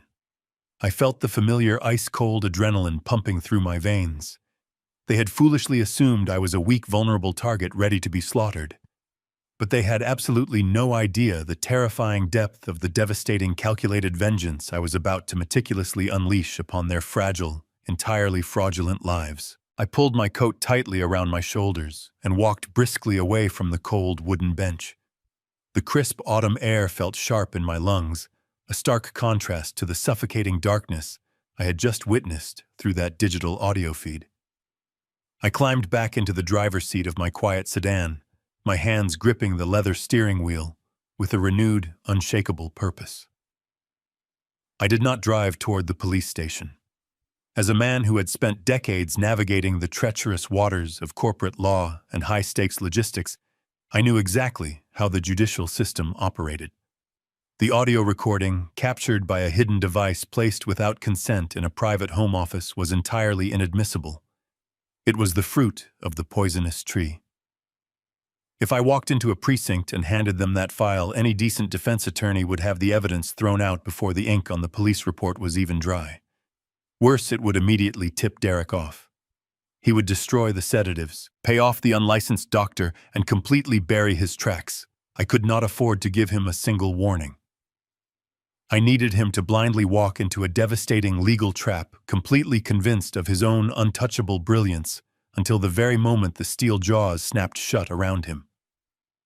I pulled my mobile phone from my pocket and dialed a highly secure number.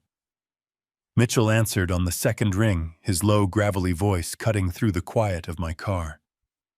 "I need you to clear your schedule for the rest of the day." I told him, my tone stripped of any residual emotion. "I am driving directly to your private office.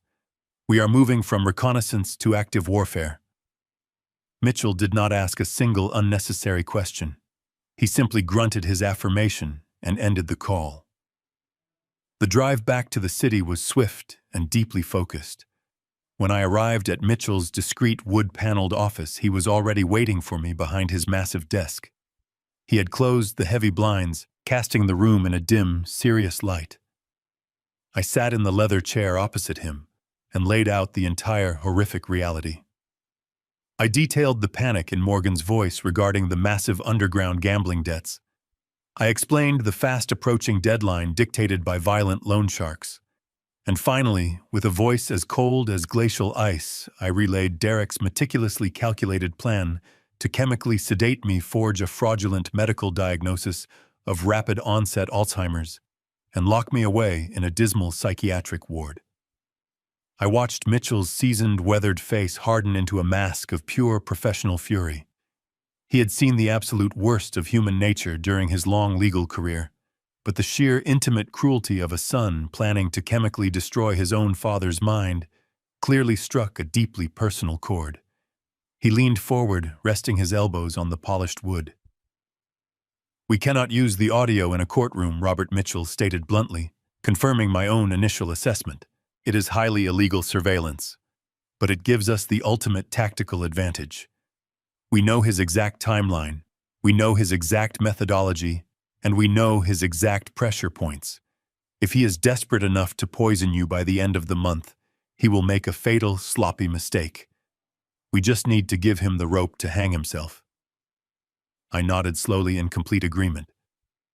"Our first critical objective is to completely starve the beast. We have to secure every remaining liquid asset I possess before he attempts to activate his fraudulent power of attorney."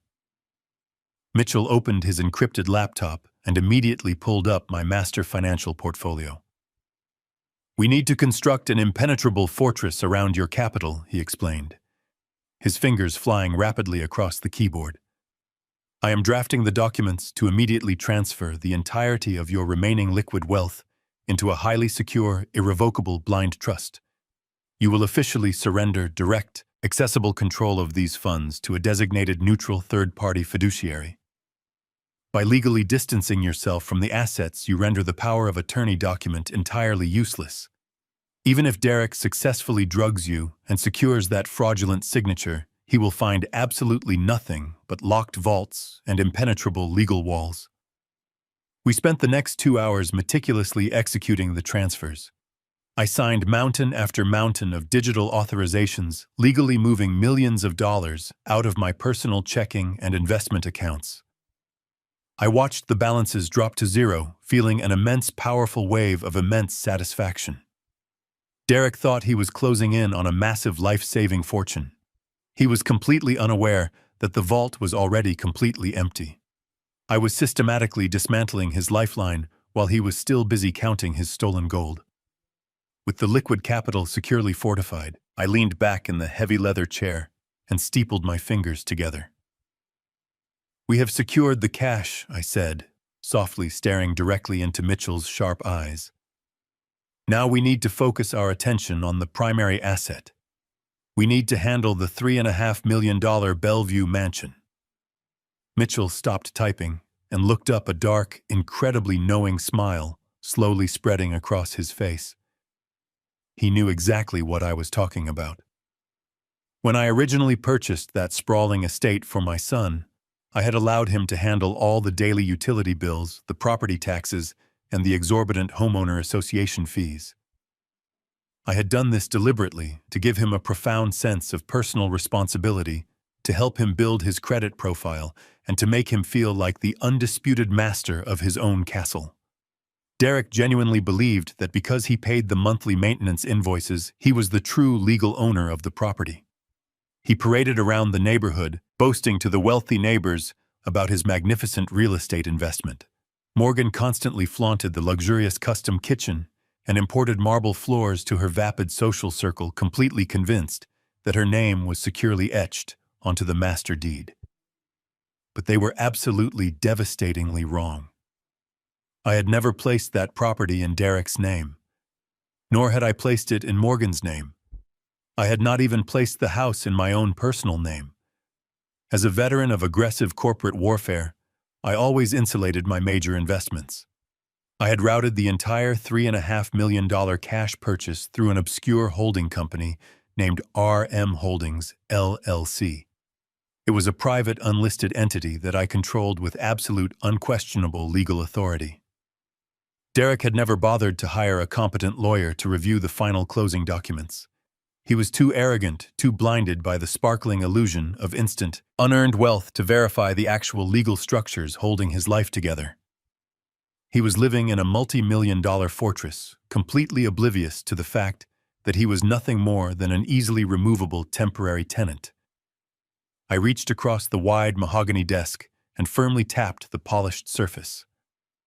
"I want you to sell the house, Mitchell," I instructed, my voice ringing with absolute unyielding finality. "I want you to list the Bellevue property immediately. I do not care about maximizing the profit margins, and I do not care about waiting for the absolute perfect market conditions. I want a cash buyer only, and I want the fastest legal closing in state history. Find an aggressive corporate developer or a foreign investor looking for a rapid acquisition. I want the papers signed and the eviction notices legally drafted before the end of the month. I want to rip the very ground out from beneath his feet right when he thinks he has won the ultimate prize." Mitchell looked at me, the dark smile completely transforming into a look of profound, genuine respect. He recognized the brutal, beautiful symmetry of the entire operation. Derek was currently rushing to illegally steal his father's life, completely unaware that his own life was about to be rapidly, legally liquidated. Mitchell nodded slowly and decisively, already reaching for his encrypted phone to contact his most aggressive, highly confidential real estate brokers. "Consider it done, Robert." Mitchell promised, his gravelly voice filled with absolute conviction. "The property will be sold. The funds will be securely routed directly into your new blind trust, and your son will receive his mandatory 30-day notice to vacate before he can even blink." I stood up from the comfortable leather chair, feeling stronger and more focused than I had in a decade. I buttoned my thick wool coat, preparing to walk back into the battlefield of my own home. I was going to drink my evening tea. I was going to look my treacherous son directly in the eyes.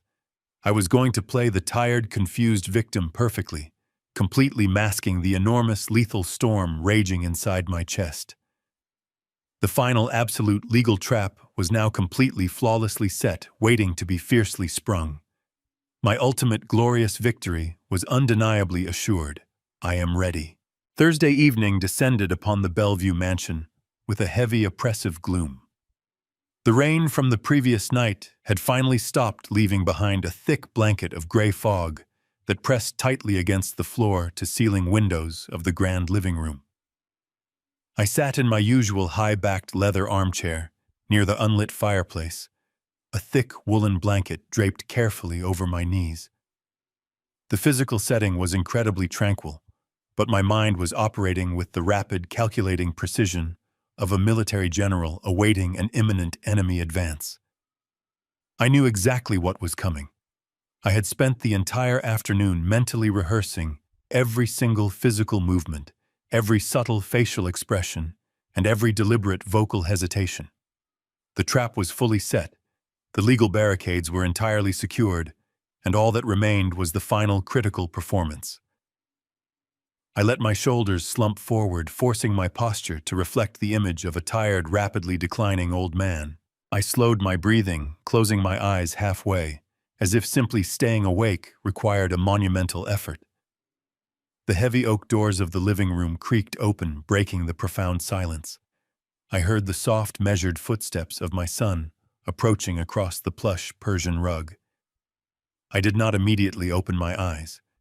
I waited until he was standing directly beside my chair, before blinking slowly, looking up at him with a perfectly crafted expression of mild, disoriented confusion. Derek was holding a small silver tray. Resting on the polished metal was a steaming porcelain teacup and a thick stack of stapled legal documents. His face was a masterful portrait of manufactured filial concern, but the tight, eager grip he maintained on the edge of the tray completely betrayed his predatory anticipation. "I brought you some special herbal tea, Dad." Derek said, his voice dripping with a sickening honeyed sweetness that made my stomach physically churn. "Morgan brewed it specifically for you. It has a lovely chamomile base to help you relax this evening. I know your joints have been bothering you, and we just want you to feel completely comfortable." I looked at the gently rising steam, knowing intimately that the liquid inside was heavily laced with a potent mind-altering chemical sedative designed to permanently strip away my cognitive faculties. "Thank you, Derek," I murmured, keeping my voice incredibly soft and slightly raspy. My throat felt genuinely dry, but I forced a weak, highly appreciative smile. "That is very thoughtful of you and Morgan." I slowly extended my right hand toward the silver tray. As my fingers approached the delicate porcelain handle, I deliberately initiated a pronounced, visible tremor. I let my hand shake violently, causing the porcelain cup to rattle sharply against the matching saucer. Derek watched the display with rapt attention. I could see a brief, terrifying flash of absolute triumph completely illuminate his dark eyes. He genuinely believed his psychological warfare was already taking a severe physical toll. I finally managed to grasp the handle, lifting the cup with a highly exaggerated, agonizing slowness. I brought the rim of the cup directly to my lips. I blew softly on the hot liquid, inhaling the fragrant, innocent scent of the chamomile. I tilted the cup upward, allowing the hot tea to merely wet my lower lip without ever actually letting a single drop pass my teeth. I let out a soft, contented sigh, lowering the cup back to my lap with trembling fingers. "It is quite warm," I whispered, staring vacantly at the stack of papers he had now placed firmly onto the small wooden side table next to my chair. "Perhaps I will just let it cool for a brief moment." Derek nodded quickly, practically vibrating with nervous, barely contained energy. "Take your time, Dad. But while we are sitting here together, I brought those legal documents we discussed yesterday. The power of attorney. It really is just standard boilerplate paperwork, strictly a formality to ensure Morgan and I can easily handle your medical directives and daily financial logistics if you ever feel too tired to manage them yourself." I looked at the papers, furrowing my brow to simulate deep, struggling comprehension. "I do not know, Derek," I said slowly, rubbing my temple. "My head feels incredibly foggy tonight. The words just look so complicated. I think I would much rather read them tomorrow morning when I am feeling a bit sharper." Derek's fake smile faltered instantly. The panic he had displayed in his office suddenly threatened to completely break through his carefully maintained facade. He needed this signature tonight. The underground loan sharks were not going to wait for my mental clarity. "Dad, please," Derek urged, stepping closer and lowering his voice to a highly persuasive, urgent whisper. "It is just a simple signature. You do not need to read every single boring legal clause. I have already had my attorneys review it thoroughly. It is completely safe. I just need to get it filed first thing tomorrow morning so we can set up the new healthcare proxies. Please just do this for me." I sighed heavily, playing the role of the utterly defeated patriarch, yielding to his aggressive son. "Very well," I mumbled, "but my pen is over there on the writing desk across the room. Could you be a good boy and fetch it for me? My legs are incredibly stiff this evening." Derek did not hesitate for a single fraction of a second. He spun around immediately, his back completely turned to me as he quickly strode across the vast living room toward the distant antique writing desk. This was my singular, fleeting window of opportunity. The moment his eyes were diverted, the frail, trembling old man instantly vanished. I moved with blinding fluid speed. I grabbed the porcelain teacup and leaned sharply to my left. Directly beside my chair sat a massive decorative potted ficus tree. Without making a single sound, I swiftly poured the entire contents of the poisoned chamomile tea deep into the dark, thirsty soil at the base of the thick trunk. I placed the empty porcelain cup completely back onto the silver saucer, just as Derek eagerly turned around, a heavy gold fountain pen clutched tightly in his hand. I immediately resumed my slumped posture, letting my right hand tremble pathetically on my knee. He walked back over and handed me the pen, his eyes darting quickly to the empty teacup. A look of profound, dark satisfaction washed over his face. He believed I had consumed the entire dose of the mind-destroying sedative. He quickly picked up the stack of documents and placed them onto my lap, pointing at the signature line at the bottom. "Just sign there, Dad," he instructed, his voice breathless with overwhelming greed. I took the gold pen. I forced my hand to shake as I pressed the metal nib against the crisp white paper. I deliberately ruined my normally perfect signature, creating a messy, illegible scrawl. Derek snatched the paper, a look of triumphant greed on his face. He patronizingly patted my shoulder. "Do not worry, Dad. I will take care of everything from here." I nodded weakly. "I know you will, son." Friday evening arrived with a sickening display of profound arrogance and fabricated wealth. Despite the crushing, insurmountable underground debts hovering over their heads, Derek and Morgan decided to host a lavish wine tasting party. The mansion was completely transformed into an exclusive social event. A team of hired caterers circulated through the grand living room carrying silver trays loaded with imported caviar and artisanal cheeses. The dining table was lined with dozens of incredibly expensive vintage wines bottles that Morgan had undoubtedly purchased using completely maxed-out credit cards. It was a desperate, pathetic attempt to maintain the flawless illusion of high society success, a smokescreen designed to convince their shallow friends and local angel investors that Derek was still a rising tech visionary. I knew the absolute truth. I knew they were celebrating what they believed was their ultimate flawless victory over my finances. They genuinely thought the heavy sedative they had served me the night before was currently dissolving my brain. They thought they had entirely secured my entire portfolio with that forged power of attorney document. They forced me to sit in a high-backed wingback chair, tucked away in the darkest corner of the expansive living room. It was a strategic, highly calculated placement. They wanted me visible enough to serve as a tragic prop, but isolated enough so I could not actively engage in any meaningful conversation. I played my role with absolute, unwavering dedication. I wore a wrinkled cardigan. I let my shoulders slump forward, resting my chin against my chest. I maintained a vacant, entirely glassy stare, occasionally allowing my hands to tremble visibly against the armrests. I watched the elite guests mingle their expensive jewelry, catching the light of the crystal chandeliers. Morgan floated gracefully through the crowd, wearing a stunning designer gown, holding a glass of sparkling rose. Whenever a guest glanced in my direction, she would offer a deeply pained, incredibly brave smile, flawlessly playing the part of the devoted, suffering daughter-in-law, gracefully managing a tragic family burden. It was a sickening, highly rehearsed performance. I sat in my quiet corner, listening to the loud, arrogant chatter filling the room. Derek was holding court near the massive marble fireplace, surrounded by a tight circle of wealthy local businessmen and potential venture capitalists.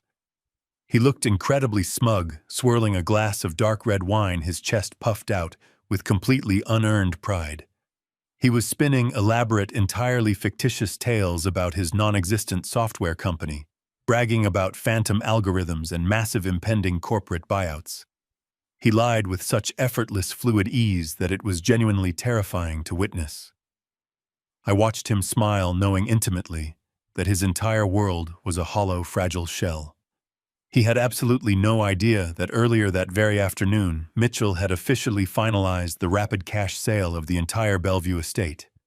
He had no idea that the millions of dollars he thought he had successfully stolen were currently locked away securely inside an impenetrable blind trust. He was a dead man, walking proudly, showing off a castle that he no longer even legally occupied. As the evening wore on and the wine continued to flow freely, the volume in the grand living room grew increasingly loud and obnoxious. Derek, emboldened by the alcohol and the fawning attention shown of his shallow peers, began to lead his group of captivated investors directly toward my isolated corner. He wanted to use my manufactured misery to elevate his own twisted sense of nobility. He stopped just a few feet away from my chair, gesturing grandly around the opulent, meticulously decorated room. I kept my eyes focused blankly on the Persian rug, letting my right hand shake with a pathetic, rhythmic tremor. Derek took a slow, arrogant sip of his vintage wine, looking down at me with an expression of pure, unadulterated contempt, completely masked as filial devotion. "Yeah, I bought this place in cash," Derek boasted loudly, ensuring his voice carried clearly over the ambient music so every single investor could hear his massive lie. It was a solid, highly strategic real estate investment for the portfolio. Plus, I really needed the extra square footage. I took care of my old man, too.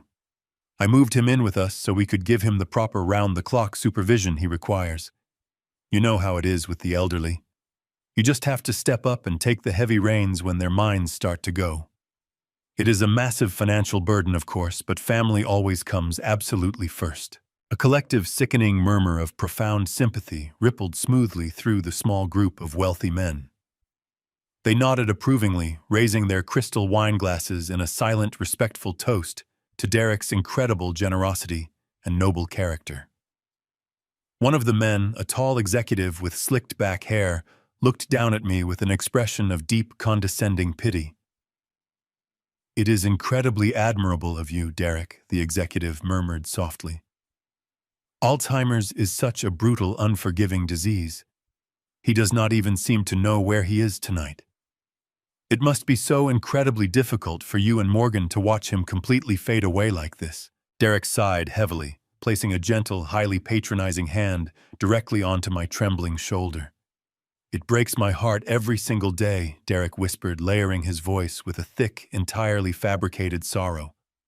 "But we do what we must. I just try to remember the strong, capable man he used to be, before his brain completely betrayed him." I stared down at the intricate patterns woven deeply into the expensive Persian rug. I listened to the thick, suffocating layers of his monstrous deception. He had stolen my grandson's future. He had explicitly conspired to drug me into permanent oblivion. He had attempted to legally rob me of every single penny I had earned over a lifetime of grueling, relentless labor. And now he was standing in a house he did not own, drinking wine he could not afford, using my supposed mental destruction as a cheap, pathetic parlor trick to impress a room full of strangers. The sheer, unbounded audacity of his actions washed over me, completely erasing any lingering trace of paternal hesitation. The time for playing the helpless, fragile victim was officially over. The heavy, calculated tremor in my right hand instantly vanished. My fingers stopped shaking, resting completely still and incredibly firm against the leather armrest. I took a slow, deep breath, filling my lungs with the warm, perfume-scented air of the crowded room.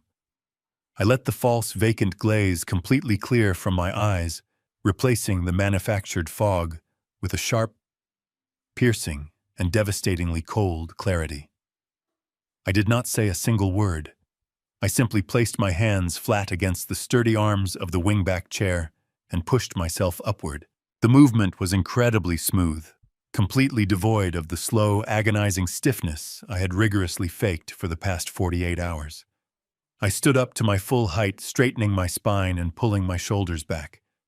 The slumped, defeated posture of the broken old man instantly dissolved entirely, replaced by the towering, commanding physical presence of the ruthless corporate titan who had built an empire from nothing but pure steel and absolute willpower. I turned my head slowly, locking my entirely clear, completely lucid eyes directly onto Derek's face. The patronizing, arrogant smile completely froze on my son's lips. His hand still hovering awkwardly in the air, where my slumped shoulder used to be, began to tremble slightly.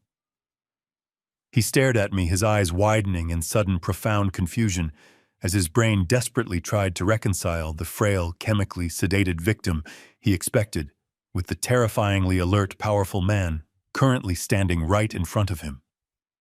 The surrounding investors fell entirely silent, confused by the abrupt, shocking transformation they were witnessing. I did not break eye contact with Derek. I stepped out of the dark, isolated corner, leaving the shadows behind me, and walked with firm, heavy, and undeniably authoritative steps directly into the brightly lit center of the lavish party. The heavy silence that instantly fell over the grand living room was absolutely deafening.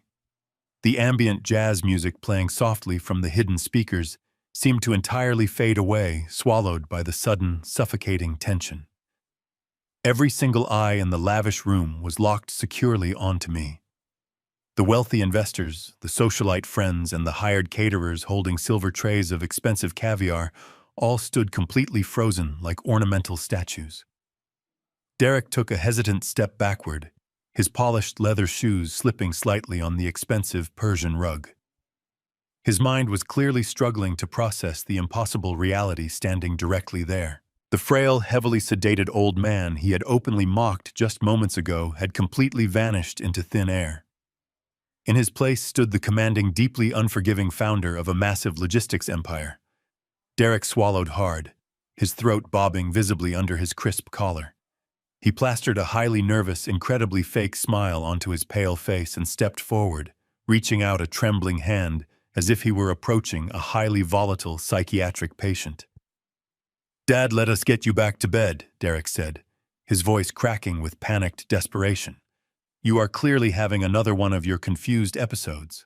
The loud noise out here is just overwhelming your fragile system right now." I did not yell. I did not raise my voice a single decibel. I simply stood my ground, exuding a lethal, terrifying calmness that instantly commanded the absolute attention of every single person in that lavish room. "Do not patronize me, Derek," I said, my voice echoing with a deep, resonant authority that cut cleanly through the thick, tense air. My mind has never been clearer, and my memory is absolutely flawless tonight. I reached directly inside the inner pocket of my tailored blazer and swiftly retrieved a heavy manila folder. I walked forward with measured, incredibly deliberate steps, closing the distance between us.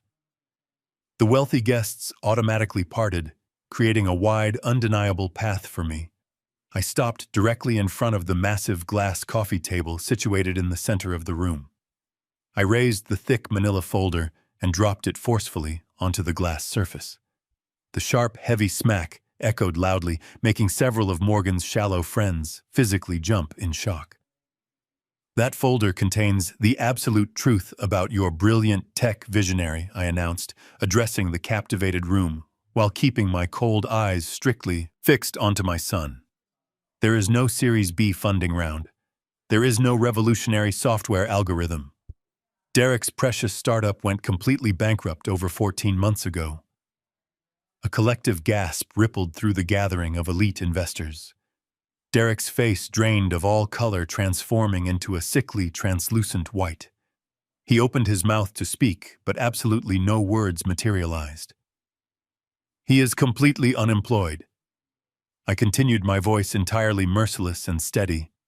"He has been parading around in tailored suits, playing the role of the highly successful entrepreneur, while actively dodging violent underground loan sharks on a daily basis now. He owes hundreds of thousands of dollars to illegal high-stakes gambling syndicates. And to fund this pathetic illusion to pay for the designer gowns his wife is currently wearing, he resorted to the lowest form of theft imaginable." I pointed an accusatory finger directly at Derek's chest. He completely drained his own 7-year-old son's private education trust fund. He systematically stole $400,000 from Leo to save his own kneecaps from the violent enforcers he foolishly indebted himself to. Morgan pushed her way quite forcefully through the crowd of stunned guests, her face completely flushed. She stood fiercely beside her terrified husband. "He is completely crazy," Morgan screamed loudly, her voice shrill and echoing wildly off the high ceilings. "Do not listen to a single word he says today. His brain is thoroughly diseased right now. He is suffering from rapid-onset Alzheimer's, and we have the official medical documents to prove it. Derek already holds the official power of attorney over all his financial assets. We are the ones legally in charge here. He does not even know what he is saying." I let out a short, incredibly cold laugh that instantly silenced her. It was a laugh utterly devoid of any genuine humor or human warmth. "That fraudulent power of attorney document is completely worthless, Morgan," I stated firmly, watching her eyes widen in sudden sheer panic. "You foolishly thought you could chemically sedate me and legally steal my wealth while I was incapacitated, but you were entirely too late. Every single dime I own, every investment portfolio, and every massive pension account was legally moved into an impenetrable, irrevocable blind trust yesterday afternoon. You have absolutely zero access to my money today." The desperate smirk on Derek's face completely collapsed, leaving nothing. He looked around the entire room, his eyes darting frantically, as the walls of his massive lie rapidly closed in. "Well, we still own this magnificent house," Derek sneered loudly, his voice shaking with a pathetic, deeply desperate defiance. "We are currently standing in my private property, and I want you to leave right now." I slowly shook my head, offering him a look of profound, deeply devastating pity. "No, Derek, you absolutely do not," I corrected him calmly, my voice ringing with finality. "RM Holdings, LLC officially owns this spectacular house, and I am the sole undisputed proprietor forever. You were never the actual homeowner here. You were just a temporary, highly expendable tenant who was generously allowed to pay the utility bills. And because you explicitly proved yourself to be a treacherous, thieving liability, I terminated your lease today. I sold this entire property directly to a highly aggressive commercial real estate conglomerate at exactly 9 o'clock this morning. They paid $3.5 million in pure cash, and the transaction is already fully finalized and permanently recorded. You do not own this house, you do not have my money, and you have absolutely nowhere left to hide your massive failures anymore." The wealthy guests stood in a state of absolute paralyzed shock, completely speechless, as the magnificent illusion of Derek and Morgan's high society life shattered into a million irreparable pieces. The caterers quietly slipped out of the room, abandoning their expensive silver trays entirely. The absolute silence returned, but this time it was the definitive sound of a complete and total destruction. Derek and Morgan stood entirely frozen in the center of the grand living room, their eyes wide with profound, paralyzing horror. The vibrant color completely drained from their faces as the devastating, brutal reality finally washed completely over them. They realized with absolute terrifying certainty that they had absolutely nothing left to their names. No house, no stolen trust fund, no massive pension accounts to illegally pillage. The ruthless loan sharks were still waiting for their massive payment, and they had absolutely no way to pay them. The pathetic empire they had desperately tried to build on my back was completely annihilated. I turned around and walked proudly toward the heavy front doors. I stepped out into the crisp evening air, leaving them to inevitably drown in their very own spectacular ruin. The heavy thud of this brass knocker against the front door sounded like a judge's gavel, echoing through the empty, cavernous foyer. I stood in the upstairs hallway, my shadow stretching long and dark across the polished floorboards, watching through the security camera feed as a process server dressed in a sharp gray suit handed a thick, certified envelope to a pale, visibly shaking Derek. He didn't even have time to open it before his phone began to vibrate violently in his hand, his thumb slipping twice on the screen before he answered. Even from the top of the stairs, I could hear the sharp, aggressive barks of his debt collector, a sound that pierced the air with the cold finality of a death sentence. Within minutes, the fragile, carefully maintained facade of the Bellevue mansion began to crack, then shatter. Morgan emerged from the master suite, her face a mask of furious, hysterical confusion. She was clutching her smartphone, her fingers clawing at the screen as she shouted into the receiver. She was not the poised socialite wife anymore. She was a woman cornered, her voice screeching through the hallway as she berated the lawyers on the other end of the line. She slammed her phone down onto the marble table and spun around, her eyes wide, darting toward the front door where Derek was still standing, his eyes fixed on the eviction notice in his hand. "You promised me this house was yours," she shrieked, her voice rising to a pitch that rattled the crystal chandelier in the foyer. "You told me the finances were solid, that the funding was guaranteed. Now there is an eviction notice 72 hours. Where are we supposed to go, Derek? I cannot live like this. I want a divorce. I want out of this pathetic, lying life." Derek did not look at her. He could not. He stood motionless, his entire frame sagging, as if the very air had been sucked out of the room. The eviction notice was not just a legal document. It was a neon sign announcing his absolute failure to the entire neighborhood. His phone continued to buzz, a relentless, maddening pulse of incoming calls, each one undoubtedly representing another vicious creditor or an irate, cheated investor. The chaos grew more intense by the second. Morgan began tearing through the closets, frantically shoving her expensive designer collection into mismatched suitcases, her movements frantic and disjointed. She was no longer looking for luxury. She was looking for a way to salvage the only currency she understood, sobbing as she tossed silk dresses and leather boots into the luggage, screaming that she had been betrayed, that she was the real victim in this unfolding disaster. I started my descent down the grand staircase, my steps slow, deliberate, and entirely silent. By the time I reached the bottom step, the front door was open, and the morning light flooded in, illuminating the scene of their utter disintegration. But the eviction notice was only the beginning of their reckoning. Before Derek could even attempt to answer Morgan's litany of accusations, the low, steady rumble of an engine caught my ear. 2 marked squad cars pulled into the circular driveway, their tires crunching loudly on the manicured gravel. I watched from the safety of the foyer as 2 uniformed officers stepped out, their faces neutral and professional, their hands resting habitually near their holstered weapons. Mitchell had delivered more than just a real estate transaction. He had utilized the deep, irrefutable documentation we had gathered to file formal federal embezzlement charges against Derek. The evidence concerning the systematic draining of Leo's education trust fund was undeniable, a clear, white-collar crime that carried a mandatory prison sentence. One of the officers approached the front porch, pulling a pair of cold metallic handcuffs from his utility belt. Derek froze, his mouth hanging slightly open as the officer approached him, the silver metal glinting in the morning sun. The neighbors had begun to emerge from their houses, drawn by the commotion, staring as the man who claimed to own the neighborhood was suddenly publicly brought to his knees. Derek did not resist.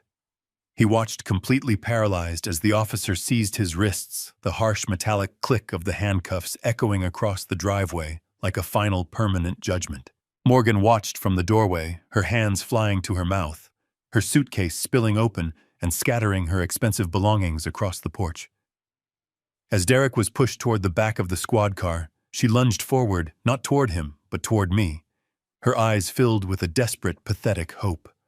She saw me standing there, perfectly composed, the silent witness to their entire undoing. "Robert, please," she choked out, her voice raspy and broken as she tried to grab my arm. "You have to tell them there was a mistake. I didn't know about the money. Derek did all of it. I'm innocent. I'm just his wife. I was kept in the dark. Please, you have to help us." I looked at her, my expression remaining completely still, a statue of absolute detached judgment. I did not move away from her touch, nor did I offer any comfort. Instead, I pulled my phone from my pocket with a slow, agonizing precision. I tapped a single button, and the high-fidelity speaker filled the porch with the crystal-clear damning audio from 2 nights ago. Her own voice rang out across the driveway, clear, sharp, and mocking, detailing the plan to drug me, to label me mentally incompetent, and to dump me in a state-run facility so she could finally be free to liquidate my entire life. The recording stopped. The only sound left on the porch was the distant wail of a police siren, a sound that seemed to be laughing at her. She stood there for a heartbeat, the reality of her own words finally carving a path through her denial. She stared at me, her mouth working silently, before her knees finally buckled beneath her. She collapsed onto the gravel, her designer clothes ruined her face, buried in her hands, utterly and completely destroyed by the truth she had so carefully constructed for me. I turned my back on them both, walking toward the gate, as the doors of the squad car slammed shut, sealing the fate of the boy who thought he could outsmart his own father. The chaos of the eviction and the subsequent arrest of my son had left a vacuum of silence in my life that I had not experienced in years. It was a silence filled with the bitter taste of betrayal, but also the intoxicating sweetness of absolute hard-won victory. In the weeks that followed, the legal machinery moved with a cold and brutal efficiency. Mitchell was a whirlwind of professional precision, his team working tirelessly to secure every remaining asset.